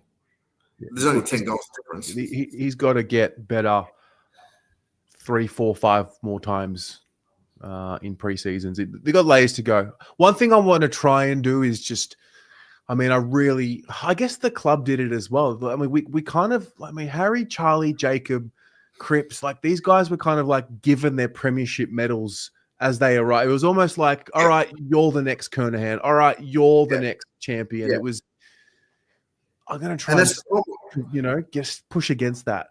But that's the problem. They were saying, but that's the problem that Carlton's had for the fucking, ever since, I think, Brett and Ratton left. We're trying to find another Curnow and another Diesel how about just find the right fucking player for the right spot, And, it's, we're making rocket science out of fucking porridge, mate. It's it's nothing.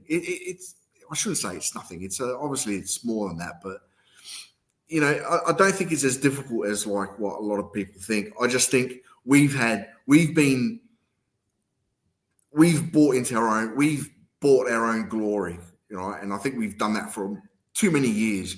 Yeah. We are a middle of the road club, right now.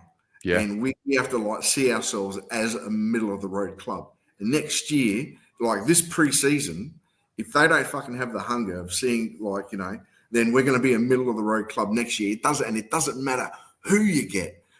But another thing that I think that Jace was talking about as far as the picks is concerned, he was right, man. Like, you know, about like the pick strategy that we had. Mate, we could have had like so many fucking better players. Like, you know, and Jagger, yes, bad luck about his knee and all the rest of it. But we had the ability to pick a fucking player, I think, from the SANFL. I can't remember his name. I keep saying it's Draper, but it's not. It was the guy that ended up playing for fucking the Crows. As in with the pick? With the pick. He ended up, I think the Crows picked him instead last year. Who was he? What's his name? Sid Draper. Was it Draper? You mean the young kid? The young kid. Like the draftee? Lawler? Yeah, was it Lawler? No, Lawler went to Richmond. Richmond. Finn O'Sullivan went to North. And then Jagger Smith went to Carlton and Sid Draper went to Adelaide. Right. Okay. So so it is Draper. We could have had a chance to get that guy, right? I mean, that guy was like, he played in the SANFL against men. Like, you know, the guy is skilled. The guy had the skills, had the poise, and he was AFL ready from that point. My opinion, but I'm just saying, if we had someone like that, right, this year, then we should be targeting someone like that. That's all I'm saying. I think Draper would have been a great fit for our fucking club. I think. No, I don't think he wouldn't. I think Draper didn't see much of him in the AFL this year. I mean, play for Adelaide. They're obviously, you know, top team. Yeah. I mean, we'll just see. We'll have a bit more clarity around Draper and Jagger Smith in 5 years' time, and then 5 years' time after that. You know. Well, I'll be surprised if his name doesn't fucking pop up because, like, you know, like I said, I mean, he was smashing. I mean, he played for South Adelaide, which is a bit of a bottom team, but he was ready, man. And I think if he was given more games in a team that was given more games, then I think he'd be a gun. But I'd love to see what we're going to do this year, though. Like this year, I mean, what's our strategy going to be this year? I wonder how much the club will give us in terms of. I mean, Graham Wright's already spoken about the how he's identified the opportunity to connect better with the fans. Well, let's see. I mean, they got to get their head of football in. I mean, I would think we're going to get a head of football into the club before trade period, right? Like that's got to happen. Yeah. What do you think about Chincotta and Shearer and all them? Like, you know, Chincotta, I was sad to see leave. I liked him. I liked his attitude. I liked his attitude more than anything, and I just think he was just unlucky. His body, you know, had issues, and it's tough. But I really liked him. Yeah, and I don't really meet too many of them properly, but I did meet him, and he's just always. I mean, they're all good blokes, man. They'll always say hello to you. They'll always give you time. Maybe not all of them, but yeah, he was definitely a good one. He really bled for it. So, yeah. No. Anyway, that's my rant, dude. I love it. Dionysius Kalinikta. Yasu. Parastika. Hey, and talk about blue abroad. You got a guy in Greece, a guy in Thailand. Mate. What's going on, mate? Hey, that's what it is. We're everywhere. You might as well rename yourself as Blue International. Well, yeah. Okay. All right, mate. And I love that. Hello. It cracks me up every fucking time. It cracks me up. You need a Greek version. Hello. You know. I'll work on it. All right, mate. Take it easy. Bye-bye. See ya. So good. All right. Who we got here? Henry. Henry, Yes. Hello, Tez. what What's are you going on? doing, mate? Friday night, 9 p.m. What are we all doing, man? It's been 4 fucking hours. Honestly, don't know. I don't know why I'm putting my time into this club anymore, but yeah, here we are. So, How long have you been watching this stream? what is it now? 3 hours and 53. Oh, I don't know. Probably an hour and a half, maybe. Anyway, how are you? What's on your mind? Oh, how am I? Oh, mate. Bit of everything. Frustrated. Excited for the opportunities ahead. Trying to stay positive. Getting dragged back into the negative. Oh, mate. It's all going on, isn't it? Yeah. Did you find closure this week? Were you expecting the Yes. change? Yeah. Okay. Yes. What I've kind of learned is to expect the unexpected, and Mate, that's life. what I mean by that, and yeah, it is life at the end of the day. I'm 15 now, and kind of starting to learn that not all the time you're going to get your own way in things. So if I could get my own way, I would have kept bloody what's his name, Chincotta. I would have done all that kind of stuff. But we move on. I didn't expect the Curnow talk to start. Who even expected all this talk to start at the start of the year? But yet here we are, right? Well, I didn't expect the Curnow talk when in February, on the 28th of February, he said, we just have to win a premiership. Now he wants to go and catch some waves in Sydney or Geelong, wherever the hell it is. Ugh. Frustrating, isn't it? Oh, yeah, it is. It is. But I mean, at the end of the day, if he's unhappy, it doesn't entirely mean he wants to go. He wants change and he's exploring options. If Carlton can't provide that change for him, if we can provide that change for him, then, he's got to start changing as well. He's got to have that 2023, 2024 Charlie Curnow mindset, doesn't he? He's got to grow up. Yep. Has As to a grow footballer. up. As a footballer. Yeah. Yeah. So, Bloody hell.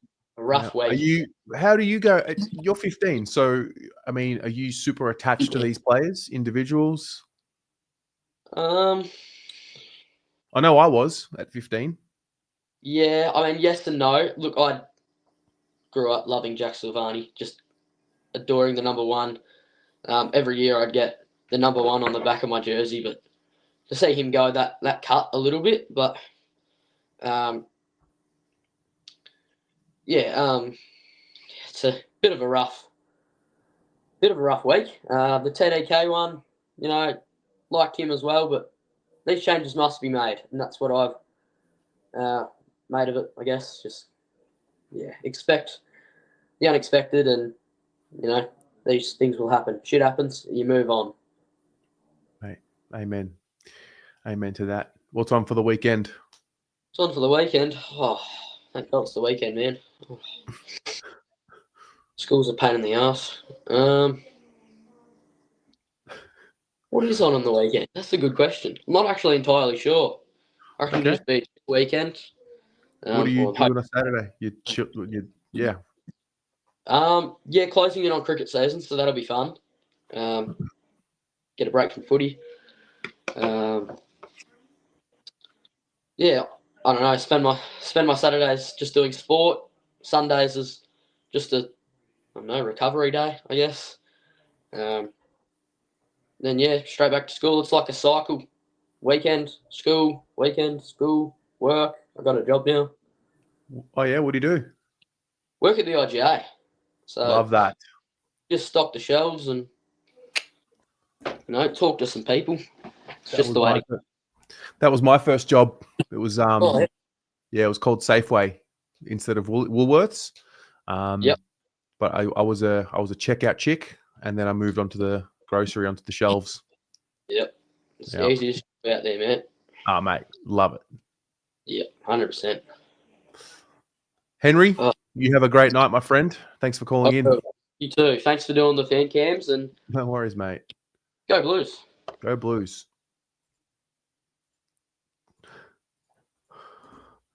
I did not plan for 4 hours at all.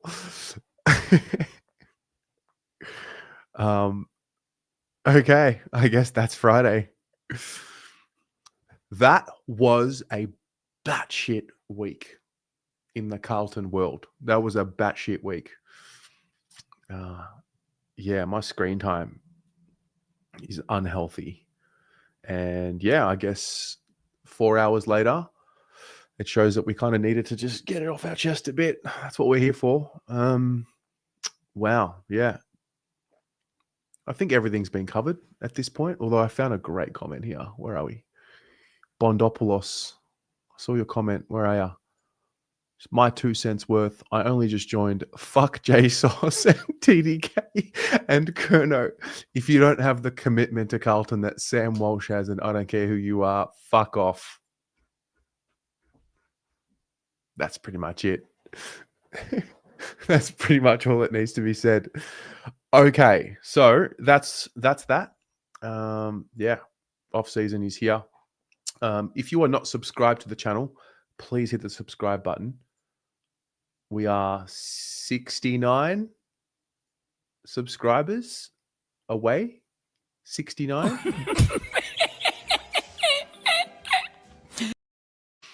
Sorry. So yeah, we'll get there. We'll get to 16K shortly. And yeah, thanks to everyone that tunes in. Thank you to the members. Thank you to those of you who are signed up to members as members. And yeah, I will speak to you guys on the next update. Hopefully it's not over the weekend, but if it is, I'll speak to you then. Have a good night. There's 4 hours. Go Blues.